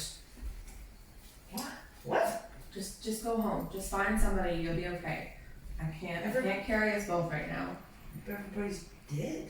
No, there's a lady howling for water. Go find her. You'll be okay. I have that money under the bed if you need it. You'll be okay. Sorry. Drunk priorities. So, Wow. You're No, sad. I have to find them. No, that's stupid. No, it's fine. You'll be okay. What? There's not enough room on this life raft for both of us. There is actually. It's been proven. It's been proven. Jack didn't need to die. Okay. I'm glad you know that movie reference at least. Yeah, I watched that. They made us watch it in school, but they Yeah. cut out the sex scene, so we weren't allowed to watch Damn. that part. it's I like don't a even hand. watch. I don't think we watched What? it. It's like a hand. Yeah, we watched. It's like, oh, yeah! And they cut it out. I It don't was think too we watched steamy for us. Titanic in school. We If watched, you- we watched if you think Shakespeare about in it, Love. How that hand goes up, you know he's railing her straight doggy style. Fair play. We watched Shakespeare in Love, and my English teacher, just a fun little side story for you. So my English teacher, so there's the one of the characters calls boobs Pippins, I believe he calls them. Pippins. They're like, Pippins. yeah, the Pippins. I saw Pippins. Anyway, I believe that's what he says. So my English teacher was fucking wackadoo, and there's a scene where Shakespeare's doing it, and I think it's Gwyneth Paltrow. I believe Gwyneth Paltrow was Anyway. Checks in. Not really. She's dressed as a dude. It's really weird. And this kid is like flying through the hole, and he's like, "I saw a pivot." And my teacher fast forwards because she knows that the sex scene is coming. Fast forwards to the sex scene, stops it, plays the sex scene, rewinds it, plays the sex scene a second time, and then goes, "Oh no, Pippin!" What the fuck? Anyway, that's my story for you. So I got to see boobs twice in one day. Oh. Yeah, you would have enjoyed it. It would be You great. could have just looked down. I love fair play. But it's way more fun when your teacher's crazy. You're just like, what the fuck is They're that? also just more fun when there's somebody else's, you know. No, I just whatever. I mean, it is what it is. But there was a lot of very excited teenage boys in my class that day. Moving on. Yeah, sorry. You're going home. You'll be okay. I can't go home. Well, yeah, there's a dead man in your bed and a goblin trapped down in your bedroom. busy bedroom. It's not a dead wood. No, but I can't. I mean, I can't leave you. You kind of doesn't. She's severely injured. And shit faced. Outside the game, she doesn't have any druid level or fighter level. She's a standard 1d4 human, basically 1d4 elf. And she took 3 points of damage, which is 3 out of 4 of her hit points. She is severely injured. If she trips, I'm she's gonna fine. die. It's fine. Don't worry about it. Hey, We're gonna go through the woods after the goblins. Considering the Stop talking crazy. Let's go. We don't have time. Hang on. I need to do some research. She's gonna fucking trip me. She's gonna kill me. She's gonna wild shape and just take off. That's Do what I I have anything that can, like, put her to sleep in a good way? My No. rock. Yeah. That'll do A it. very Permanent large sleep. stick. Alright, here we go. Start this off Cain and Abel style. Huh? Yeah, killing your sister to save your child. This is how she rolls. Yeah, this is D&D, not typical. This No, is D&D. she's- That's exactly how D&D goes. That's Anything how it goes. works. Wait, no, I have, I That'd be a have story to play through. curing wounds. I could heal her and then just do her with a little. Or let me run wild and free. In your growing state. Is she even used to There's being no healed? other state to be in, George. Sure enough. Imagine she could be of some use to you as you travel through the woods, yeah? But she can't really do the things you can do. She's you know what your sister's capable of, and she's just a young elf. You run faster with 2 legs, though. But you can drink a lot too. Not if they burnt down the tavern. Roll. She's obnoxious. This is what she you've does. been trying to persuade her. I'll get you to roll your persuasion, Okay. and I get you to roll your insight with disadvantage because you're still wasted. Because I'm so invested. What a good choice that was. 3. Yeah. She's got the right that you're tired. You look down at your leg. You realize the first time you really looked at it this whole time, and it is a very grievous and bloody wound. It's starting to get kind of brownish and purplish around. Maybe you should just deal with that first, and I'll catch up to you later. There's still some salve left in the shop. You can make it there. If the shop is still there. There's not one potion in there now. We sold them all, but But there's a. But I am rich, There's so a personal stash under the cupboard. Are you sure? Mm-hmm. Okay. it might be on fire, but it's there. You're right. I hate it when you're right. You know how I feel when you're right. I know, but it is what it is. At this point, I have to go back. I'll come back as soon as I have them. Find them. I will. Go with them. Kill everyone. Both of them. Alright, go. Don't waste any more time on me. Fuck you. I won't. I'm done with you. See you later. I know you'll be okay. I just stumble off through the woods. Towards home though. You go back up the ramp. Hopefully. Oh, yeah, there. General direction. And slight correction, you have left one goblin back there. There's one goblin, yeah, I just forgot, I miscounted. There's one goblin left. There's nothing that can tie back to us, so it's all good. He's not dead. Perhaps. As she disappears from my sight, I jump over whatever is in front of me. Whatever's there. I burst into my wolf form, Okay. Burst. trapping whatever That's dramatic. scent of the goblins lingers. As you leap over a set of particular sharp slice thorn bushes, you change into your form, your body kind of elongates and thickens in the middle, and you land on all fours on the other side. And as you land, you sniff the air, and you can see just at the edge of the next batch of the tree line, trees in the tree line, and you can see in the distance there, maybe about 80, 100 feet off, there's another form of a wolf in a ghostly sort of apparition, and it's looking at you, and its tail wags just a bit and it darts off into the woods. And I know it's my husband, so I chase him. You'll get to roll your survival with advantage. Don't question. Are you on the drugs? Oh yeah. With perception? Yeah. 23. 23, okay. Easy enough to catch the scent of your own child, plus the scent of 12 other goblins and some dead ones. And something else, but he's kind of blending in. It's mostly the stench of goblin. The passage out of the forest, Vega, goes pretty uneventful. You get the feeling that there's something tracking you, but in this woods you kind of get the feeling that there's something always tracking you. There's always a beastie or something crawling through the trees. Looking, watching. Not much I can do about it. But your group of goblins is big enough where not just anything is going to jump upon you. So you guys make your way through the bushes and get to the edge of the tree line where it begins to thin out, and you can then see in the distance the town of Bogtree, known in Elven as Corlays, but commonly known as the town of Bogtree. Yeah, great. You make your way towards that town where your crocodilian captain by the name of, I love this name by the way, Refkar, yeah, says he'll meet you there. Yeah, great. Walking into a town with goblins carrying dead goblins and 2 sacks with babies in them.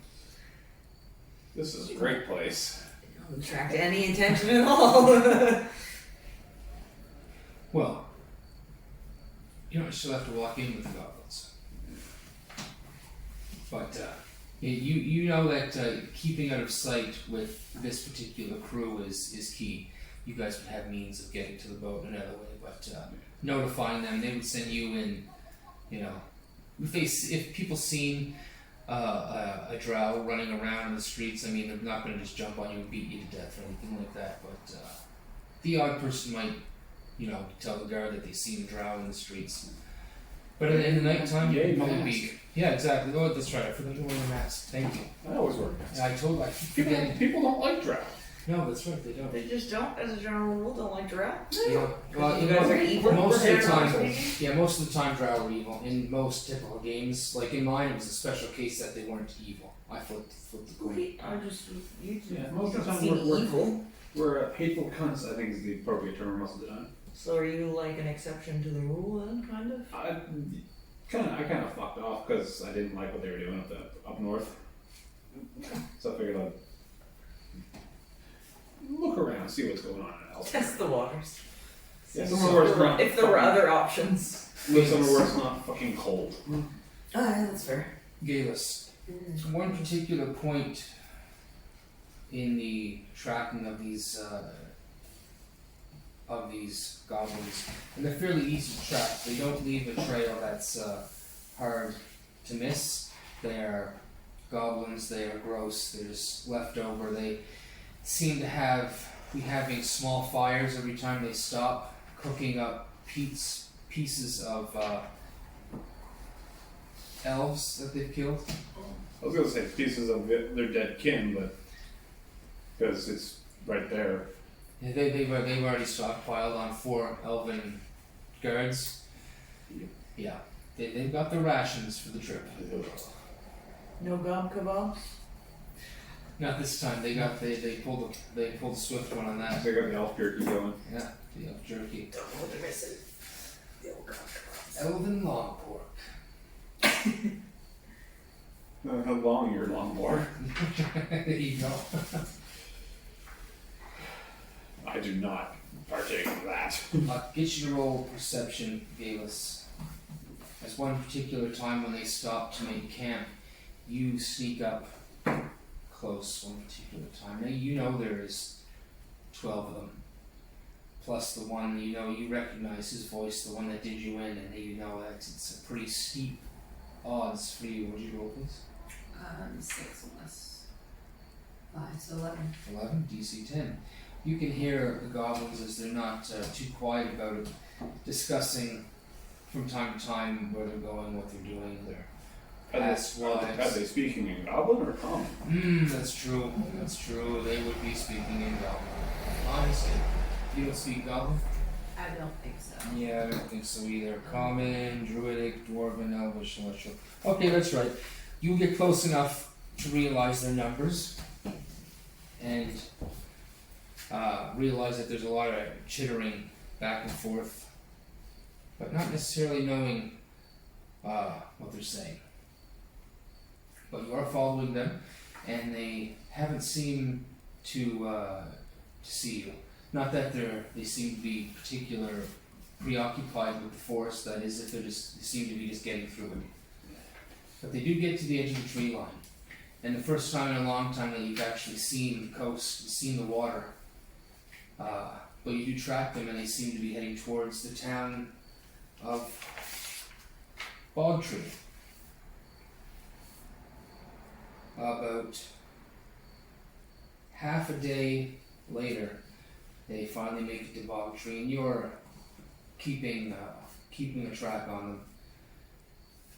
And they make a small camp as one of them goes off to the Bogtree town itself and heads to enter the town. Take a time check. It feels late. It's 10 after 8. What? It's 10 after 8. 10 after 8? I guess that I could think it's because it's getting dark early. Yeah, and we started a little bit later, so that's what I'm feeling. And I was up at like fucking 4 o'clock this morning, so. Yeah, I was too. Here we go. I was not. What? I was not. About 5:30, but Another 4 years when both of my kids are 5 plus. Fuck, it's gonna be something. When they both just want to sleep in, I'll be like, yeah, let them sleep. Yeah. Anyway, sorry. at least your child's not sacked being carried by a goblin. It's true. It's Thanks true. for mentioning Nice segue. That was great. That was great. Bringing us straight back. Could always be worse. Your kid could be in a bag. You recognize the individual that did you in back at your hut as he is walking towards the town. And you're still in your wolf form. I would say that you've been traveling for about 5 or 6 days, 3 or 4 days. You have all your spells back and all that.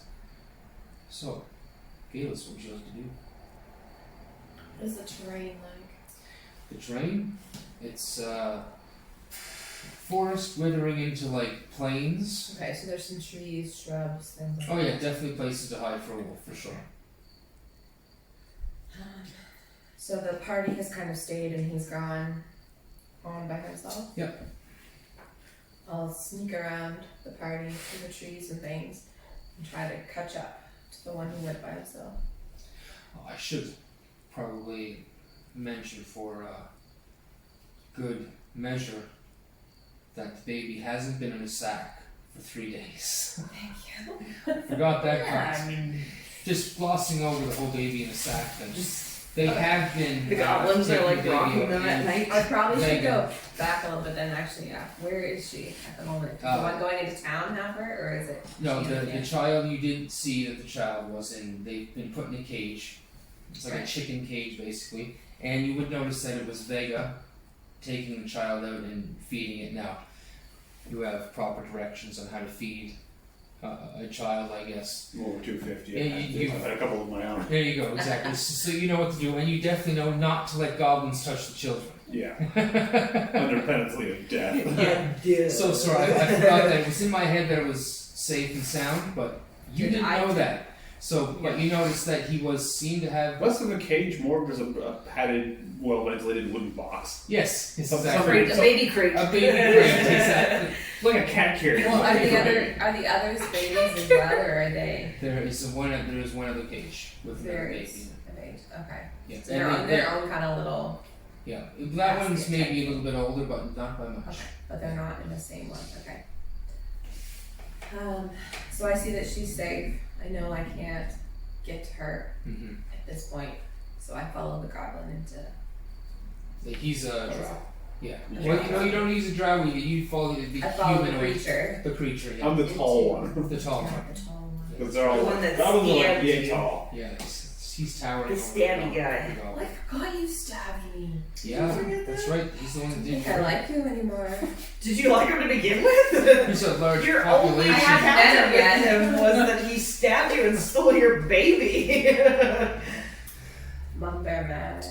She was willing to forgive all of that, the baby stealing part, but she remembered that you stabbed her and now she's mad. So you Oil follow logic. him towards the town of a bog tree. I remember what that's called. Bog tree is primarily built on a dock, and the dock itself is unique as it's built like the elven tree houses are. The dock is built out of what seems natural roots and extensions out of the ground itself.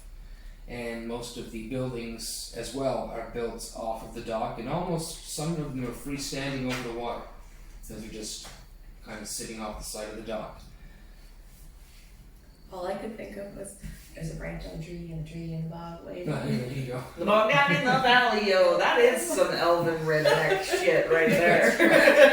Goddamn long-eared rednecks. We remember that though from your childhood. No, he's damn right. Mm-hmm. Vega, Rattling dog. That's You- what it was, yeah. enter the docks of the town of Bog Tree.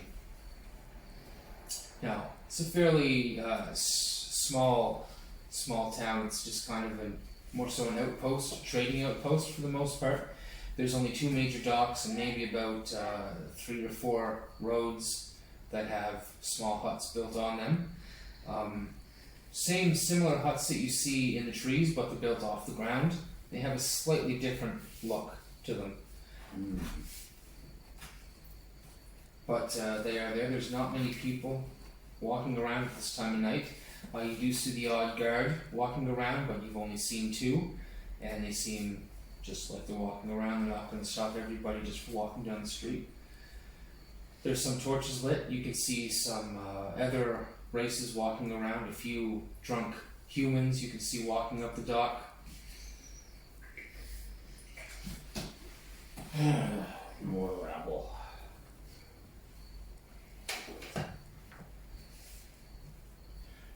I suppose I should go report it in. You see your ship that is there, and you see that there's 1 torchlight on the ship and 1 particular creature walking around. They have not all goblins employed here, and when they're in dock, they don't employ the goblins to be outside. They stay in the belly, so on the deck you would see a human, human or elf, one of the particular ones to doing the patrols at night. I'll give him a signal that I'm incoming. Which is just a unique whistle. Yep, a sharp whistle goes off, short, swift. He catches it, he looks over, and you can see him kind of direct his hand towards one of the buildings. You look at the building and you can see there's a sign on the side of the door, and it says the Billowing Bluff. Go right inside. Okay. As you make your way inside the Billowing Bluff, you can see that there's a raging fire. It's kind of cold in this area. One thing I said as well. You're kind of north on the map. So it's a little bit colder. I'm from Norther on the Oh yeah, that's right. I suppose you're from way north. This is Northern? This is nice to me. It's This like is the springtime. He's much more northern than everyone else. So you go in, you take off your jacket. it's like a Canadian going to Texas in the winter. Yeah. It's like, it's fucking hot here, holy shit. You go in there and you can you take a look around. Roll perception.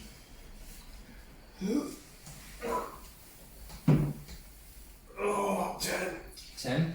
As you look around, you can't see your crocodilian captain, So you take another look around. You look for his first in command instead, and his second, and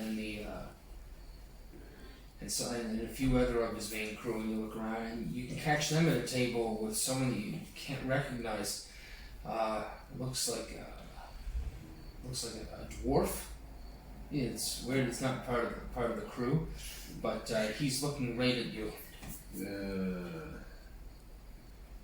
Figures he'd have something like that up his sleeve. Can I make an intelligence check to see if I can figure out what the hell happened? Of course you can. I'm not gonna that dice because I don't try to count me. Intelligence. Oh, that's a 6. The 6? Yeah, you just. See, that's a You don't know who this guy is, but he is steady on your eyes. He's the only one looking at you. The rest of the bar, the odd person kind of looks at you and sees Drow and just kind of looks back down. I mean, they don't want to mask. It's right. They don't say. Yeah, it's pretty good. It's a pretty good mask right now. They look up and you're just another person in the crowd and look back to the drink. You're back to the conversation. Then I'll go over to the table. Oh, that sucked. Were you waiting long? Who are you dressing? Obviously, the dwarf who's been staring at me this whole time. You sure it's Captain? It's the only one looking at me. Okay, good. So With that, there's that certain level of hatred that you can only get from a crocodilian, even if they look different. It's that certain glint in the eye that's like, that's gotta be him. I don't know what he did, Wait, but crocodiles can shapeshift? this one can't. magic items can make you do a lot of different things. Yeah. A lot of different Don't things. question it, just go with it. It's easier. It's a simple thing. You blame it on magic. I mean, I Can't explain Rex it? killed me the first time I was here, so. Yeah, it's true. Because I addressed it, right? He's never eaten a friend before. I mean, hey, what's that like? So you say that, and he looks at you, kind of cockeyed for a moment. And he says, "Hey, well, yeah, tell me how good you did. Yeah, look at your cup. Is it full or 2/3 full or only 1/3 full? I don't know. I should get the waitress over here." Yeah, 2/3 isn't bad. Oh, get her to fill my cup up then. He puts the cup down. Well, join us then. Yeah, I'll sit down. There's a waitress over there brings you guys drinks. No more is spoken about what you had to do. Food is brought and you guys consume. Yeah. And the evening goes on until you guys leave. Geillis, you see this creature enter the town. What are you gonna do? How do the townspeople feel about wild dogs roaming through? Wild wolves, you Yeah. mean? Yeah. Probably not very good. Okay, so we're not gonna walk down Main Street.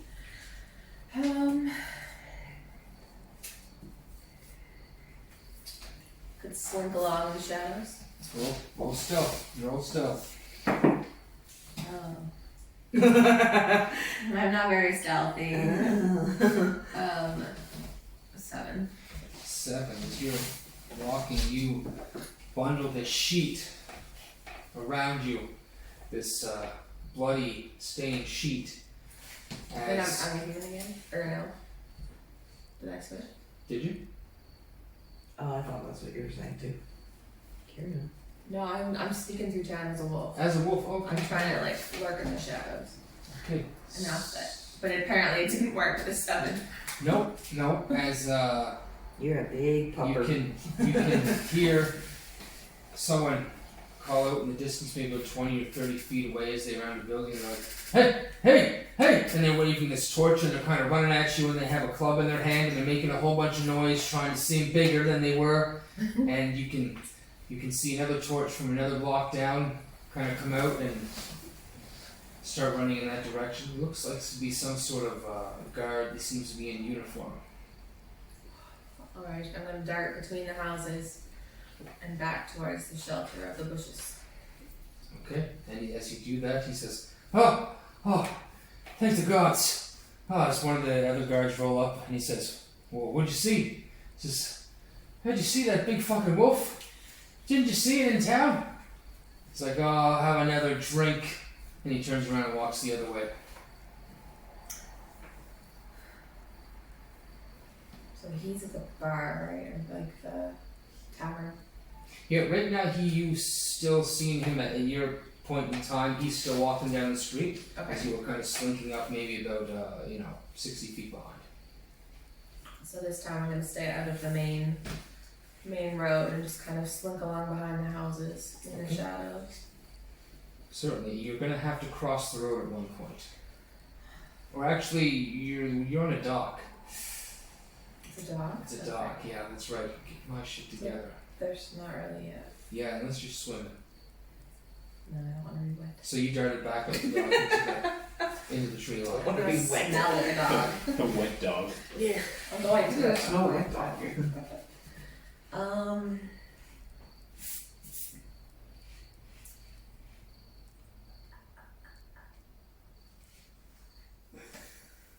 So you're a wolf back in the tree line. Okay. Away from the dock, right? Yeah. Away from the dock.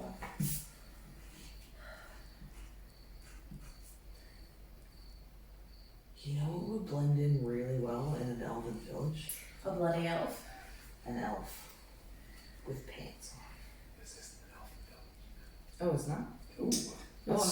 It's an elven village. Good. Yeah, it's just There's it's more than just elves here, though. They're more than just elves. Yeah, this is cross between both. It's definitely on elven land, but there's definitely a population of I non-elves. just assumed the whole tree thing was. Yeah, that's what I mean. Yeah, definitely made by elves, but transition town perhaps. So I think I've realized there's no way I can get through the town, through the dock without being noticed, possibly. You see, as you're in the tree line, as you're looking out, you can see 3 or 4 rather drunk humans walk towards one of the huts that are at the beachfront, and go inside there.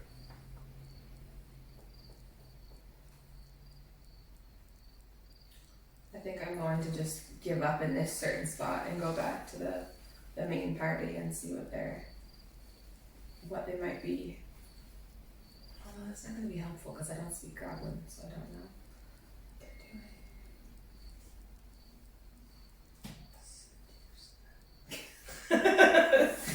Doesn't work in this one. Why not? She just lost her husband. She doesn't know that. Well, that's fair. It's been a brutal 3 or 4 Also, days. she got save a baby. I don't know. Can I see if my guidance is around? Of course you can. We're gonna have to get a mechanism for that. Yeah. Let's go with the simple percentage now. Okay. You can see from the tree line, you can kind of see him leaning up against that shack, that hut that those 3 or 4 drunk humans went into.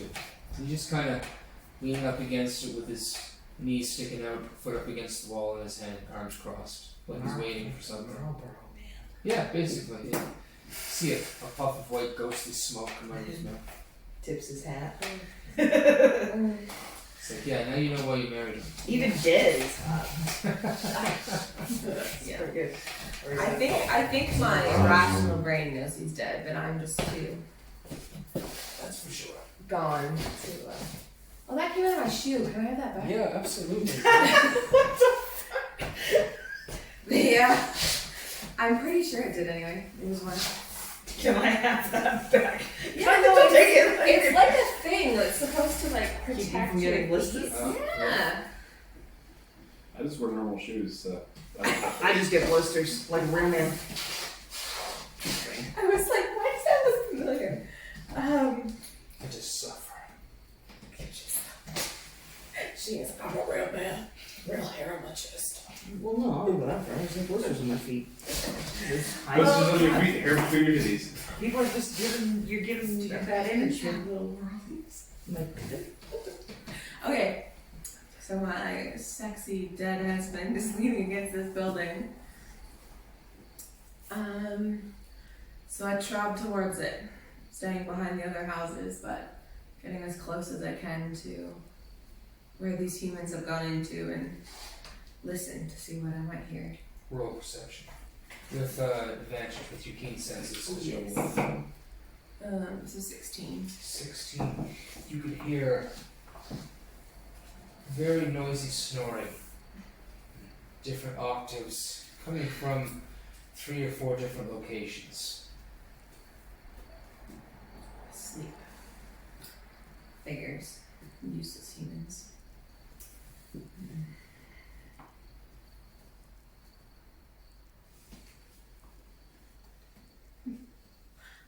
That's what you hear That's what I from the hear. outside. There's a flap covering the doorway.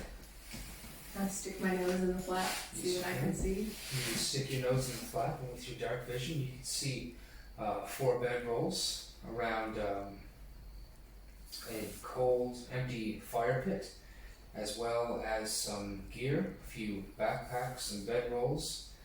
Seems like these guys were going on a camping adventure and have some gear. Do they smell of goblin at all? No, they don't smell of goblin. They smell of rum, some gin, a lot of meat. A lot of meat. One of them's really sweating real bad in his sleep. He's gonna have the meat poops. So I got meat sweats. yeah. That's real. Really? I had this vegan friend and we convinced her to eat meat once and she shit for like 3 days. Good to know. Good for her. She was real angry with us. Yeah, no doubt. Yeah. Yeah, Queen for right out and get this back normal. Right, yeah. Yeah. Give her a boost.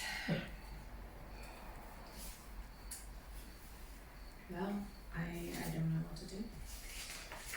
You see all that equipment there. Equipment you have none of. Literally stealing. You have a dog. What am I doing? You would pick up your child pup if the house was burning down with your mouth. Okay. I don't think you're adverse to picking up a sack. Yeah, but You it's can all with a baby. covered in rum and... No, they smell it. They're okay. Oh, Right. they smell their own. Their equipment has been here all day. Okay, Yeah, I'll yeah. grab... Their tents weren't drunk, Heidi. It's fine. That tent was so I, drunk last night. Oh man, my pants walked away on their own. I couldn't help but sleep in it. Okay, so then I will grab a pack with my beautiful pearly whites. You have an explorer's pack. Within that explorer's pack, you nose through it with your wolf snout and realize there's a pair of traveling clothes. A set of traveling clothes. As well as attached to it, there's some rope and some other things inside. I'm going to shift back to my elf form and get dressed. Okay. And take a little walk to the tavern. Okay. Now that you're in your elf form, you got your clothes on, you got the backpack with some supplies in it left Wiped over off some from blood. the explorer's pack. Yep, clean yourself up a little bit. Yeah, you walk back into town. You walk back into town unmolested by guards or scared off by anything.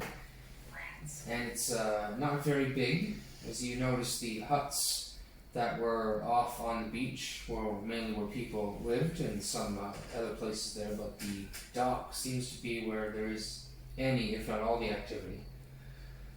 You can see what appears to be a tavern named the Billowing Bluff. There seems to be an inn, but all the lights are out, and there's a few other places that are perhaps warehouses or production places for any fish or any stock that comes off the sea. Is there any noise around? The only noise you can hear from is the odd bell from the wind blowing on the sails and the riggings from the 2 boats that are in dock, and the noise coming from the tavern. Is there any trace of the man in the cape. There's no trace. I'll get you to roll survival. Okay. I don't know if that's gonna help anything, but 10. 10? No, you don't really see. The dock is pretty rough and hard with the roots and stuff. You don't see anything lying on the ground in that way.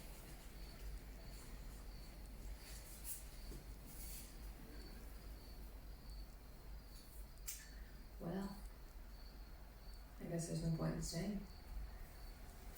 So I'll shift back and make a quick run back to the first encampment. Okay, as you shift back, I'll get you to... You're not hiding at this time. As you go by, you can kind of hear this, "Oh, he wasn't lying." Oh no. As you run through a bit of the dim light of the torchlight as you scamper off up the dock. He doesn't chase me or attack me. No, he is not going to confront a winter wolf. As I think that was kind of the image, the grayish kind of fur that you had. Yeah, that's what I thought. So he lets you take off. So you head back to where? Back to where the goblins are keeping the children. Okay, you head back there. I'll get. So what? You're just gonna hang out, keep an eye on them. Yeah, from a distance where I can't be seen, but I can still see them. Sounds good. That's easy enough to get far enough where there's not really any way that they can see you. But several hours pass by, and the sun begins to creep up, and you can see the creature you were chasing the other day into the docks is walking back towards. It's not quite light out. It's just kind of the pink and red sky coming over the coast there. I suppose it's rice in the east, that's in the west. Rice in the west, I never fucking remember. I just know that it rises over the garage and sets over the neighbors when I lived in the other house. Rises in the east, sits in the west. Is that it? I think that's. So I want to keep. D&D, so who knows? Could be Yes, different. I know, but I want to keep it to Earth standards, so I don't have to try and remember two realities. Yeah. It's over. So every world is an Earth standard. This is in the east, that's the west. Yeah. Okay, good. So yeah, then you do see it come over, and you can see this creature that you were tailing before walk back to the goblins, and he has two seems to be humans with him. Can't be good. They get up close to the group, and there's a few goblins walking around on duty, and they rouse the rest of them up, speaking in Goblin. You can hear them talking back and forth, and the goblins begin to pack their camp and go and begin to move. And I'll follow them. Okay. As they're packing up camp, it takes about 15 minutes for all of them to get it done. Goblins packing up camp is more just like throwing out garbage. They're just stuffing things in sacks and Babies. Hey. the babies are in cages on Oh, right, that's right. Padded wooden crates. padded wooden crates. Baby balls. Like we were told, no harm. Yes, to them at least. Yeah, fuck that shit. And as you get a little bit closer, I'll get you to roll perception for me, please. 21. Okay, 21. As you begin to follow them, they're making their way to the coastline. Now it's probably about I don't know, maybe half an hour's walk to the coastline from here. And one of the humans begins to talk. He kind of looks around a bit, and he looks over at you, Vega, and he says, Captain ain't too happy that she only got 2 of them. Considering what I had to work with, I'm amazed I even got this many. Oh, the Kelcrush, they're not going to be happy that we only got, we didn't get the full amount. You know how they are. At this point, I don't care anymore, so. Oh. What are you saying? They should be thankful we got this many, because there was some ineptitude involved with this one. Well, they'll be out of our hands soon. Another 14 days at sea and we'll meet up.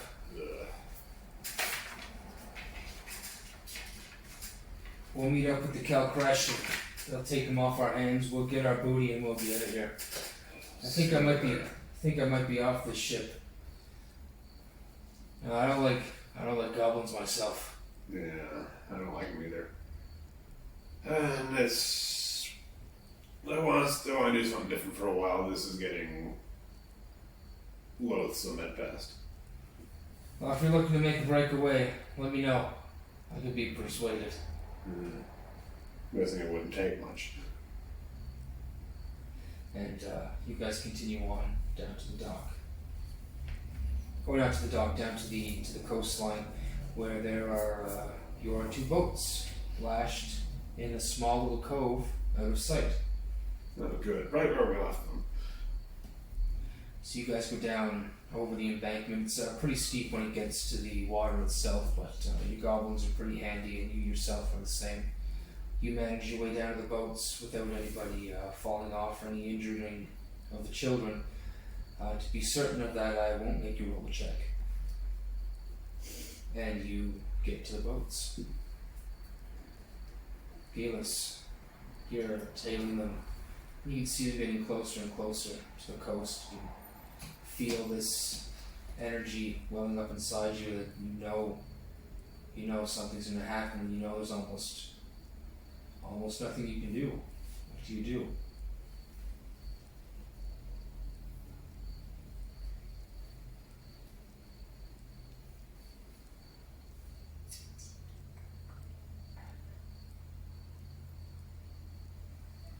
Well, I can't let her go. So I guess I make myself known. Jump on the boat. Jump on the boat? Sure. Okay. Jump on the boat. You need to go. I have a Roll. need for a dog. Maybe I like those. Yeah, maybe Okay, they'll I'm kind of friendly. Maybe they'll allow them. I don't know what I'm supposed to do. Roll athletics, please.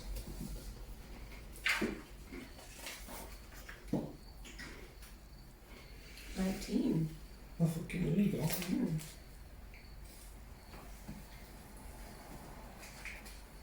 So I have 0 strength. That wasn't bad. So,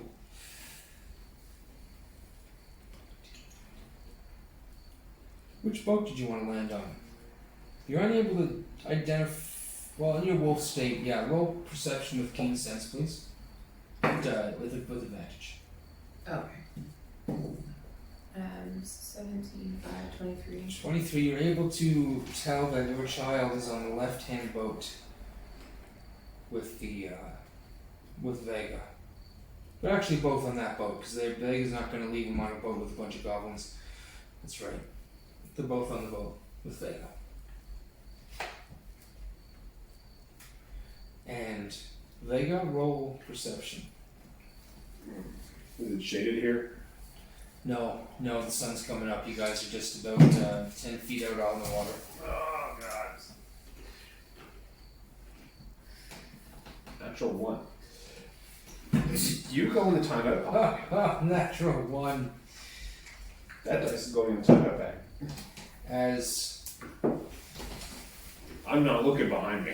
you look out to sea for the ship, and the sun just catches you on the wrong. You just looked at the wrong angle, and it catches you in the eyes, right through the mast. And you turn away quickly and turn around and look the other way, just at the same time as this large, gray beast of a creature lands on top of you and collapses on top of you in the boat. Roll 2d6 for me, please. 3s. 2 threes? Okay, you take 6 points of bludgeoning damage as this wolf lands. Roll strength, saving throw for me. 14. 14. And your strength was massive, over 20. So I'm going to say that you're prone on the bottom of the boat. your back's kind of bent over one of the rivets in the wooden boat. It's Hey, your Rob, turn. you're stabbing me. I believe I will, as best I can, draw my rapier and stab. Again. Do you know how to do anything else? That's what I do. 23 to hit. Oh yeah, that's probably gonna hit. Yeah. Yeah. That's it's only a wolf. Yeah. That's Sort of. Oh, 4, 10. 10 damage, and then I will use my two weapon fighting, because offhand with a little short sword. 8 does not hit, I'm guessing. No, 8 does not hit, but that first one went in deep. Again, Geillis, you feel this familiar sensation as you land on this human, and the same pinch pierces through you, and then you feel these clubs rain down upon you. And Vega, from what you see, is 4 goblins hitting her with oars.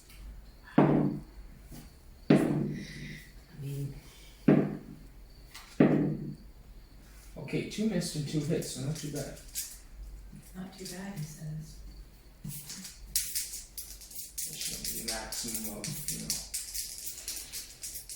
14 or 15 points. So No, how just much 12. Yeah. Just 12 points of bludgeoning damage. As you fall unconscious. I only had 7 points. Yeah. Yeah. So you, I'd say over the days you were able to get back to your max hit points. What's your 8. 8? Okay. It's going well. I'm You not go doing so unconscious. hot.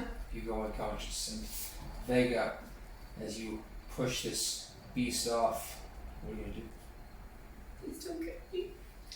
I just wanna know, what would you do? Stand up with my rapier in my hair, like, where the hell did this come from? Wait a minute. I thought something was following us. Important question. Do you revert to your elven form when you fall unconscious? I'm gonna DM that she doesn't. She doesn't? Part of the storyline. Okay. Yeah. Well, since there's now a unconscious wolf in the boat. Getting more baby cages? Nope, but I have rope. Oh, there you go. Actually, no, I have better. I have some manacles. I'm gonna chain this dog up. Or rope it. With I don't Yes, think manacles would work. Yeah. I Rope don't think it is. manacles work. Rope it up. Yeah. So soft shackles, you could call it. Yep. We'll tie this rope up and bind its She's muzzle shut. she's unconscious. She's bound, muzzle shut. Just how I like it. Hog-tied. Don't make it weird. Gagged and You're hog-tied. Sorry. Don't make it weird when you're a dog. when you're human, totally cool. When you're a dog, not okay. Geillis, you wake up sometime later. You wake up sometime later. You can smell salt. It's kind of chilly, the wind blowing over your fur. We're in the water. Roll perception. With disadvantage. He did jump on a boat. Or, as sorry, I was not saying that. disadvantage normally because you have keen senses. 24. 24. Even with the muzzle on your nose, you can smell the salty sea air. You can feel the tipping of the boat back and forth. You kind of look around. You can see goblins walking around barefoot. They're moving rope. They're moving things.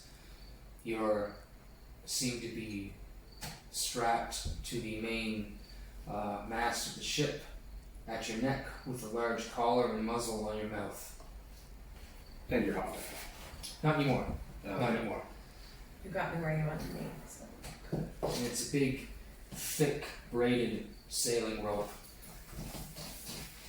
The weeks go by as you're left to sit there. They give you water, but they don't give you any food. They allow you to sit there and suffer and wither for weeks, almost a month to travel. They go through 2 really bad storms. But they make it out okay. You were attached to the boat, so you didn't get hurt or fall off. A few times you've seen the children get moved around, and one particular time you've seen the child with what appeared to be some sort of nursemaid. Not anybody like you would find on this ship, not a goblin, not this creature that you were chasing, somebody that seemed to know what they were doing. From what you could tell, you weren't sure if it was your child this particular time, but they seemed happy enough. They seemed to be healthy. I guess I'm gonna just have to hang out for a while because there's not much I can do. And then, one particular day, Vega, you spot it first. There's a ship on the horizon. You pull out your scope and you look. Roll perception with advantage with the scope. Oh, goody. Or spyglass, I should say. With advantage is a solid 19 for 19. You pull it out, you can hear the sliding metal on metal go shoo. And as you look at the boat in the distance, you can see a flag. And the flag is dark blue with 7 points of white on it. Now the flag represents the 7 stars. Must be who you were meeting. Well, relay that information to the captain then. Okay, you holler out, the captain's just over there by the wheel. Yeah. And he looks over with his tiny crocodile eyes, puts his big hand up, can't see shit. He's a crocodile. He doesn't have long vision, I don't think.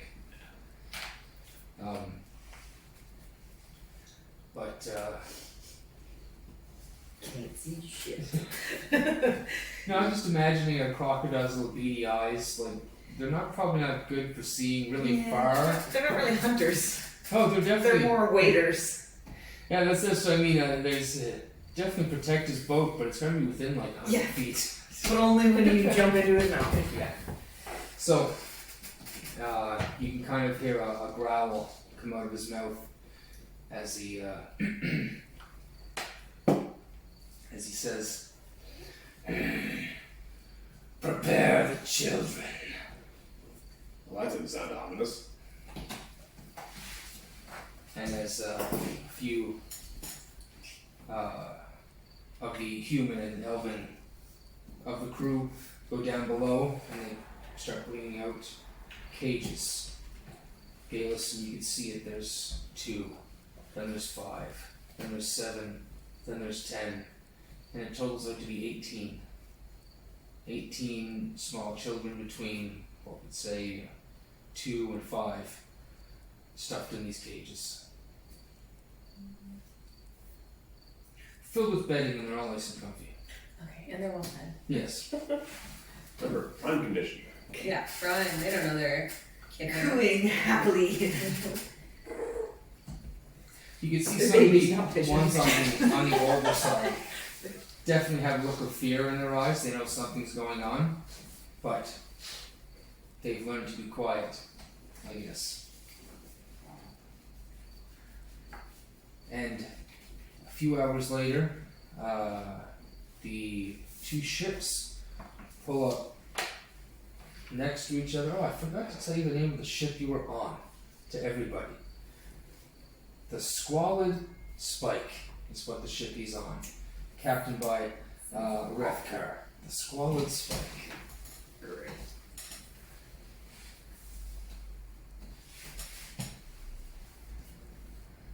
And on the side of the ship that pulls up to you as it slows down, the wooden flanks kind of scrape against each other as the the ship's crew throw over anchoring ropes and seal the ships next to each other and tie them off.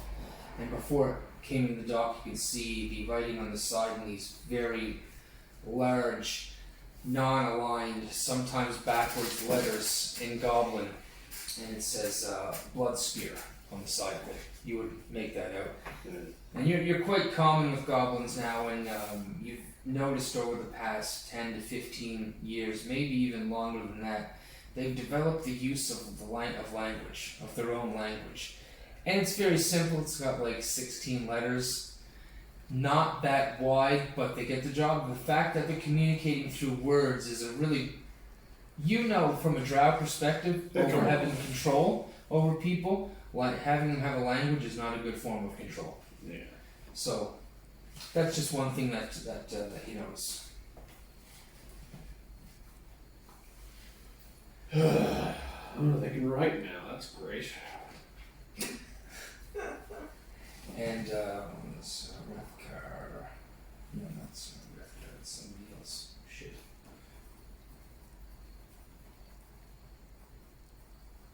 Okay. And as a goblin in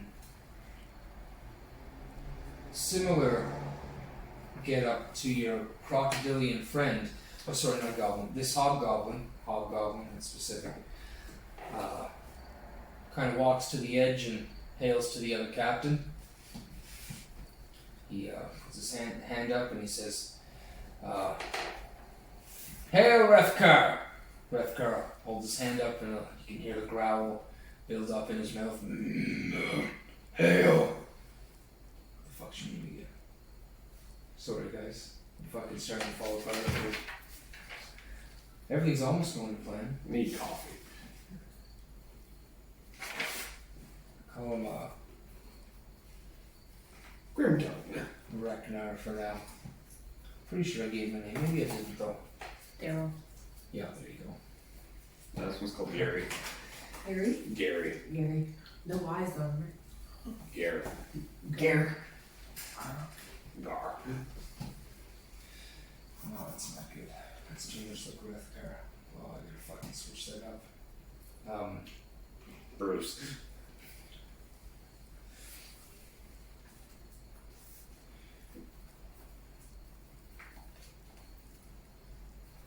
Call him Ringlow. No, just let it Humpty. flow. He raises his hand in his scratchy voice and he says, "Hail, Bracknell!" And they greet each other, they shake hands, and they discuss things that captains discuss. Very small talk for the most part, as the rest of the ship is transferring supplies from one ship to the other. You can see the supplies coming off the Blood Spear going to the Squalid Spike. Seems to be mostly food, water, some booze for the most part, and other unmarked crates. And then the 18 crates of children get loaded onto their ship. You notice that there's more than a few goblins off of this ship that come over and are eyeing this particular dog, this particular wolf that you have bound up. And one of them kind of hollers out and it speaks in Goblin and says, "Who owns this beast?" I do. Nobody touches it. Are you selling it? Nope. I have plans for this one. You sure? I can't buy it from you. I got quite the coin. I have all the coin I need. I will draw my hand crossbow and point it at him. It's not for sale. His hands back. Convincing argument. Alright. Walks away. The other goblins kind of grumble and walk back to the ship. And grab whatever gear they're doing as they did. They got distracted by the wolf themselves. And they move away. Eventually the ship is transferred over. Geillis, I'll get you to roll perception. And you as well, Vega. And it's a bright of day, is it? I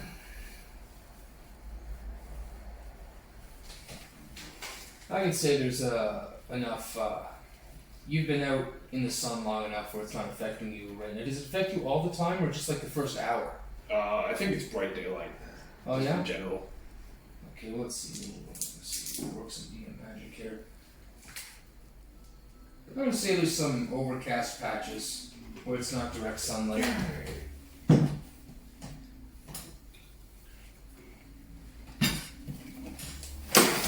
Throwing that one away too? Gone, alright. It was a natural one. Yeah, okay, sounds So a grand total of 5. 5. And your grand total is 8? Yeah. Okay, very nice. Okay. Still higher. So you guys can hear the captains talk back and forth. You don't hear too much. You hear bits and pieces that are going. It's like, 3-4 weeks we'll get there, and breaks out a little bit again. And it says going cross country with the rest. Breaks off a little bit more. And then they end their conversation. It's really all you guys hear from them. And the captains bid farewell.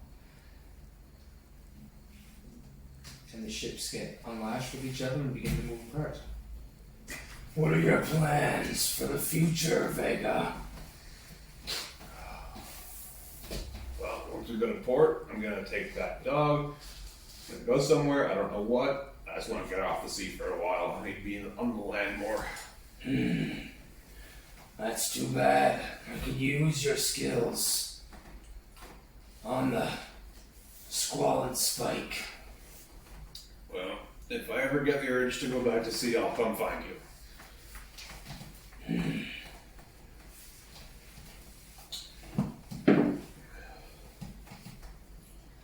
Very well.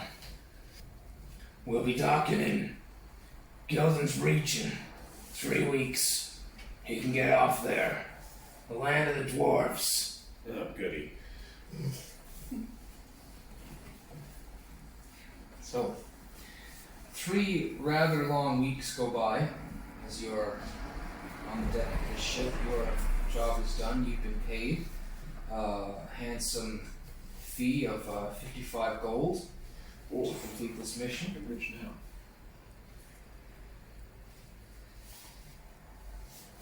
And you end up making port. When you get into Geillis Reach, it's mostly I would have been feeding the wolf Yeah, right. because I need to be strong. So because you're not. Because as far as I know, you're just a dog. so. Yeah, after it's been neglected for some time, you kind of step in and take ownership Yeah. and begin feeding. In those 3 weeks on the water, you guys become acquainted. But I still know that he's the one that tried to kill me, right? Yeah, Yeah, it's still there. it's rough. It's rough. But I know I have to survive. It's rough. That's it. Yeah. And don't worry, I'm not feeding you like table scrap. I'm actually feeding you like cock crashes. Goblin parts. Don't go. Ain't no one got it. If you turn your nose up at it, it goes over the side. If you don't turn your nose up at it, that's what you get. So as you get into Geillis Reach, the area of Geillis Reach is kind of desert-like. Not completely desert, but it's parched at times where it doesn't get water only like maybe 2 or 3 times a season in this area. Whereas further north they're on a delta, they have access to water, and further south they're at the mountain where they also have water. So it's kind of this Geillis Reach. Utah. Yeah.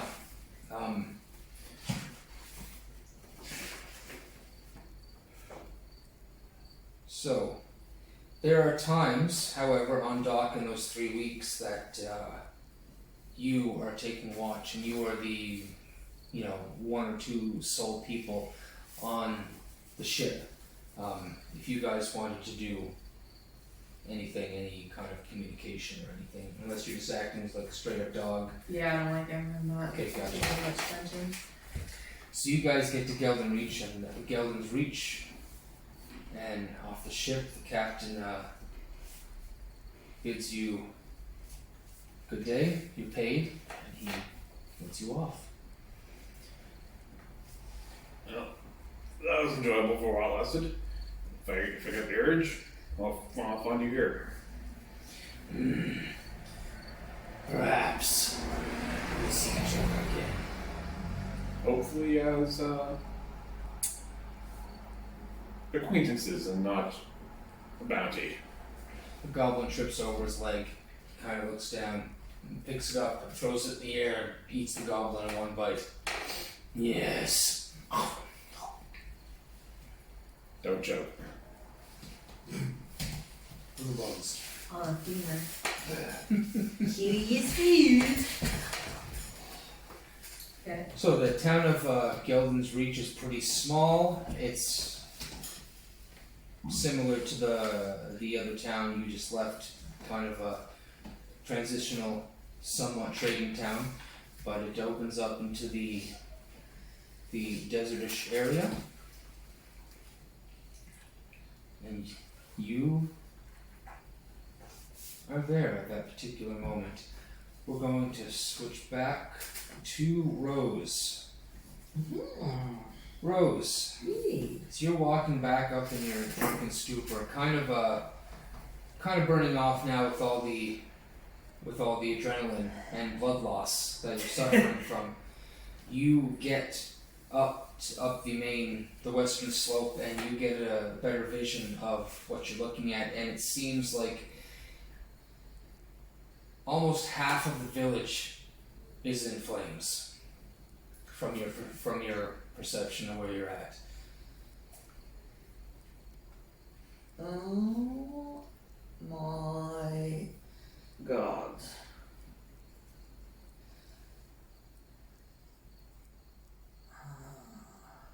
You hear the fire roaring in the background. It's just this background amongst the trees. It's echoing back and forth. You can see a lot of the wildlife booking it in all different directions away from the fire. So you can see elves running back and forth, filling up water in places that it spills out in different bowls and stuff amongst the trees and huts.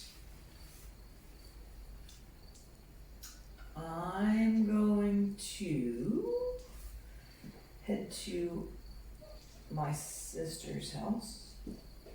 I assume that my house is becoming in our small little cluster is becoming endangered.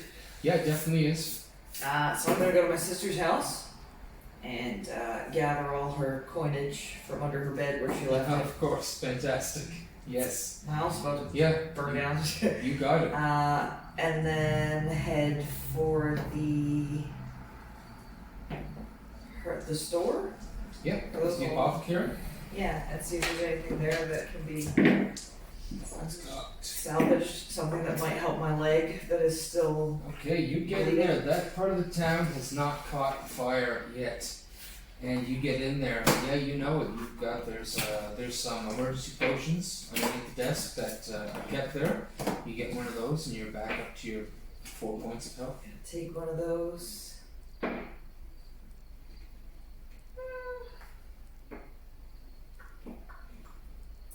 What is Rose gonna do?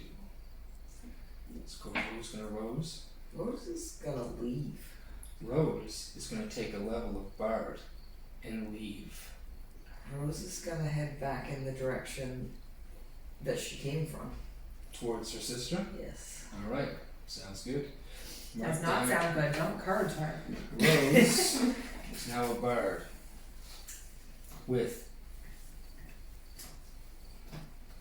a whole bunch of gold. Oh, well, it was like 600, wasn't it? 600 gold, give or Okay. take the rest of the money that you had in the house. Considering Excellent. my handsome fee was 55. Way to make an NPC, Sheena. Fantastic. Okay, so now we're back on the other island as Rose been writing descriptors as I went just to remind myself what's happening here. So Rose is the obnoxious party girl. Chaotic neutral, do what feels good, and then it says I'm rich now, but my sister might be dead. Pretty good. These are the notes I've been taking. I think we did. Seems appropriate. Rose Crahn-nit-hil, you have left your burning town without looking back. What did you say your alignment was? Chaotic neutral. Yeah. She's Kind of just whatever. she's seems questing like for the thing. D. Yeah. Seems that's right. like the thing to do at the time. As you walk off, do you look back at your burning village at least once? I'll never go hungry again. I got that reference. No? Okay. You So the thing walk that out. really mattered was her, and she's not there. You And your walk- dead brother. As a That's freaking right, annoying that's and right. boring as you were. My dead brother, I thought he was your husband. Oh wait, is he my brother? Yeah, Wow, this is that this is Yeah, one I of the can see my things. sister. It's That kind of standing out. changes things a little bit. Yeah, I'll take a minute, I guess. I mean, he's dead. There's not really anything I can do. I'll take a minute. You take Just that. I'll turn back and I'll take a minute. And then I'll just, cause now I guess the only thing I have is my niece. And your sister-in-law. Yeah, but you're not really my sister, so I don't care. No, okay, that's fine. Okay, I love her and her child. Yes. And I I, took you in. Excellent. even if she's a anyway. Excellent. Good intention. Vega, Hmm? you have this rather large wolf slash dog looking creature on a leash in Geldin's Reach. That's gonna draw some eyes. Yep. Because she's beautiful. I'm a masked humanoid with a giant winter wolf Yeah. in the desert. Phenomenal looking. And sweating. And to be fair, you're not a scrawny bag of bones anymore because I've been feeding you for the past 3 weeks. Okay, so Yeah, she's so a thank front him. wolf. Do you talk to yourself at all? Not particularly. Is it just a very quiet? You Yeah, could talk to the wolf. not particularly. Because I don't have any inclination that you're anything but a wolf. Exactly, so you tell me all your secrets because you don't think I could tell That's anybody. right. Would I you talk to my dog all the time. open up to an animal familiar? Yeah, I could. It would take him a while. Okay. We've been on a ship together for 3 weeks. I've been throwing food at you for 3 weeks. That's pretty well it. Exactly. So you like me because you feed me. So Vega, this particular continent you would know is flatlands here. To the north, it gets flatter closer to the water and moves into deltas and more of a desert kind of sandy plain. And if you head south, it heads into the mountains. The shears. Up to the depths of Keldrin. Oh, goody. One of my favorite places. You know, if you trek across this particular bit of land, you can usually make a lot of time if you want to get anywhere by taking boats around. Yeah, another walk.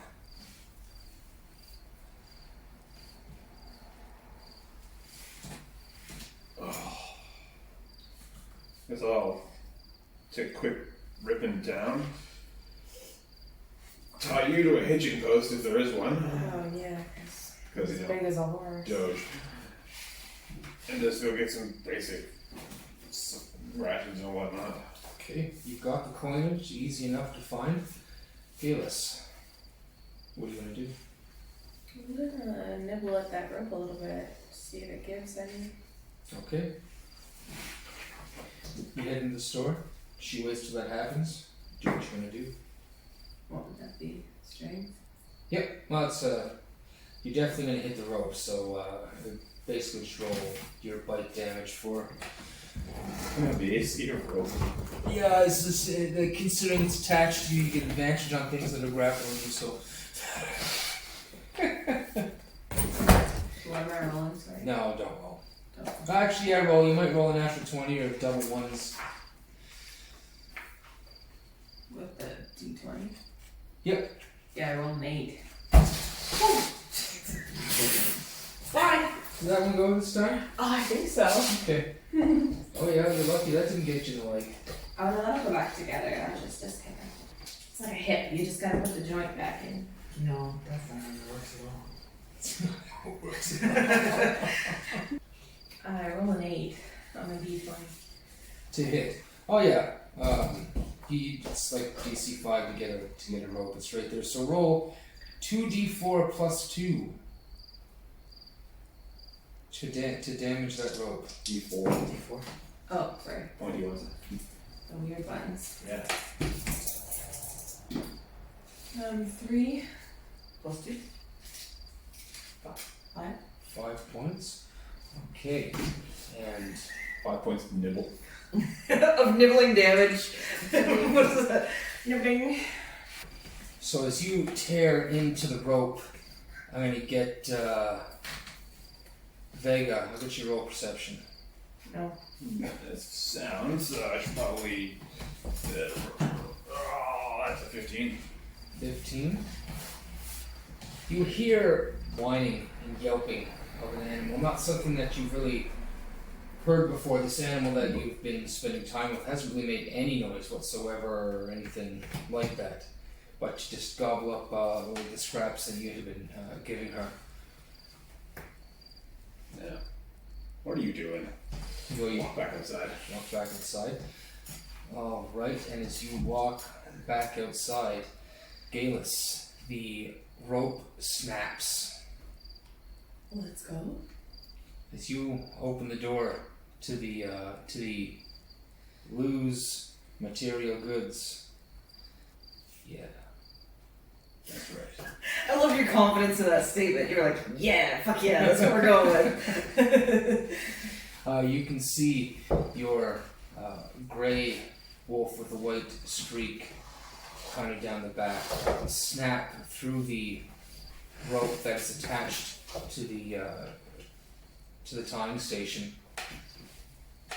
and she books it off into the crowd. You can see the crowds just pull apart and make a wide berth for her as this, what appears to be this rabid wolf running through the crowd off in the distance. I'll just stand there on the porch like, No. Vega, you get your supplies. You are in the land of the lower shears. Well, first thing I'm going to do is I'm actually going to holdover from the last time I played Vega. I've got a bag of Allosaurus teeth. I'm going to find someone and make them into a bracer for me. Okay. Geillis, I'm as running you like the wind. booking it through this town, you can feel the wind through your hair again. Your feet catching in sand, which is kind of an unfamiliar sensation to you as you are running through this town. These short, smelly people kind of shuffling out of the way as you run through, and then you reach the city limits and you're out into the desert, in almost a grassland-like desert. And you travel for some time, just running for hours until you find a place that's quiet enough. There's nobody around. Where there's nobody around. So I try to shift back to my elf form, but I'm just too tired. Can't. I've been a wolf too long. I'm stuck for now. Okay. As you just kind of pass out, you find a nice semi-safe place and you pass out. As you wake up in the morning, roll perception, please. 25. 25, very nice. As you can kind of hear this pebble skitter across the ground. It springs you awake. You're up on your all fours at once and you can kind of see it roll to a stop, really 3 or 4 feet from you, from the little alcove in the space in the ground where a river had once gone through but has dried up recently. What do you do? And just peer one eye open and see what I see. Okay, roll perception. Unless I asked you to do it already. It's 25. It's 25. It was huge, yeah, that's right, so never mind that. Other than that, Big. Yeah, you take a peek around and you crawl out and look over the embankment just a little bit. And as you look over the embankment, you can see just this half moon of a head with two ears sticking up. These two big yellow eyes peering at you. And as you look up over the edge, you can see it rear back in fear with a knife in its hand. It's a goblin. Your I'm favorite. going right for the throat. With my Okay, teeth. absolutely. Roll the attack. 20. Oh, that's a hit. Yeah. That's a nat 20. Nat 20. Yeah. That's So roll 24. 4d4 and add 2. Can I borrow? Absolutely.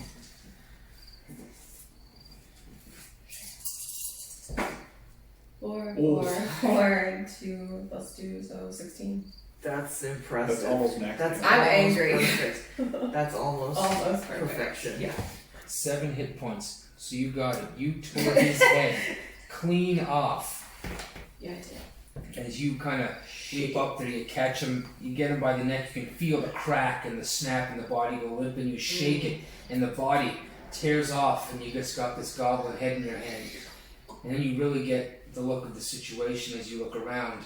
There's not one, not two, but there are 8 goblins with spears surrounding you. Even though you got the head of a goblin in your hand, they seem confident. Can I cast spells in the wolf? You can't, not this early. As one of them comes over, roll insight. I don't think it's gonna help. Did you go on a 20? Oh. No. I thought it was on a 20. I was like, what in the hell is going I don't on like here? these new dice. Where am I at? Insight, wisdom, 12. Well, you can see that they haven't leaped on you immediately to attack and kill you. They seem to be corralling you. One of them in particular kind of walks up a little bit closer and reaches down for something down on the ground. As you look, the end of the rope is still there, and he reaches and grabs the end of the rope. I guess I'll go meekly because I know it's 8 of them. I stand no chance. Okay. Sounds good. As he grabs the rope and he kind of lifts it up and he rolls his animal handling like a 6, but you are going weakly anyway, so it doesn't matter. So he thinks he's King Goblin here, is holding this wolf here, and begins to lead you off, and you can see him kind of look at his other goblin buddies and kind of nod to them like, this is odd, look what I got, Right. you know? This is a bulky one. You guys walk for about 10 or 15 minutes, then they take you to what appears to be this long wooden sleigh that you've never seen anything really like it. But on one end, on the front end of it, you guess there's a trail of 7 dogs attached to harnesses that go all the way down, and they kind of bring you to the front. They begin to strap you in. These leather harnesses, these hard metal buckles, they strap you in tight, and they're all speaking Goblin, chattering in and around you, and they say this one particular word. They say, "Right," and all the other dogs start moving. What do you do? I guess I gotta go with them. They're pushing Okay, me. so you start moving with them. Yeah. Roll a Athletics. no.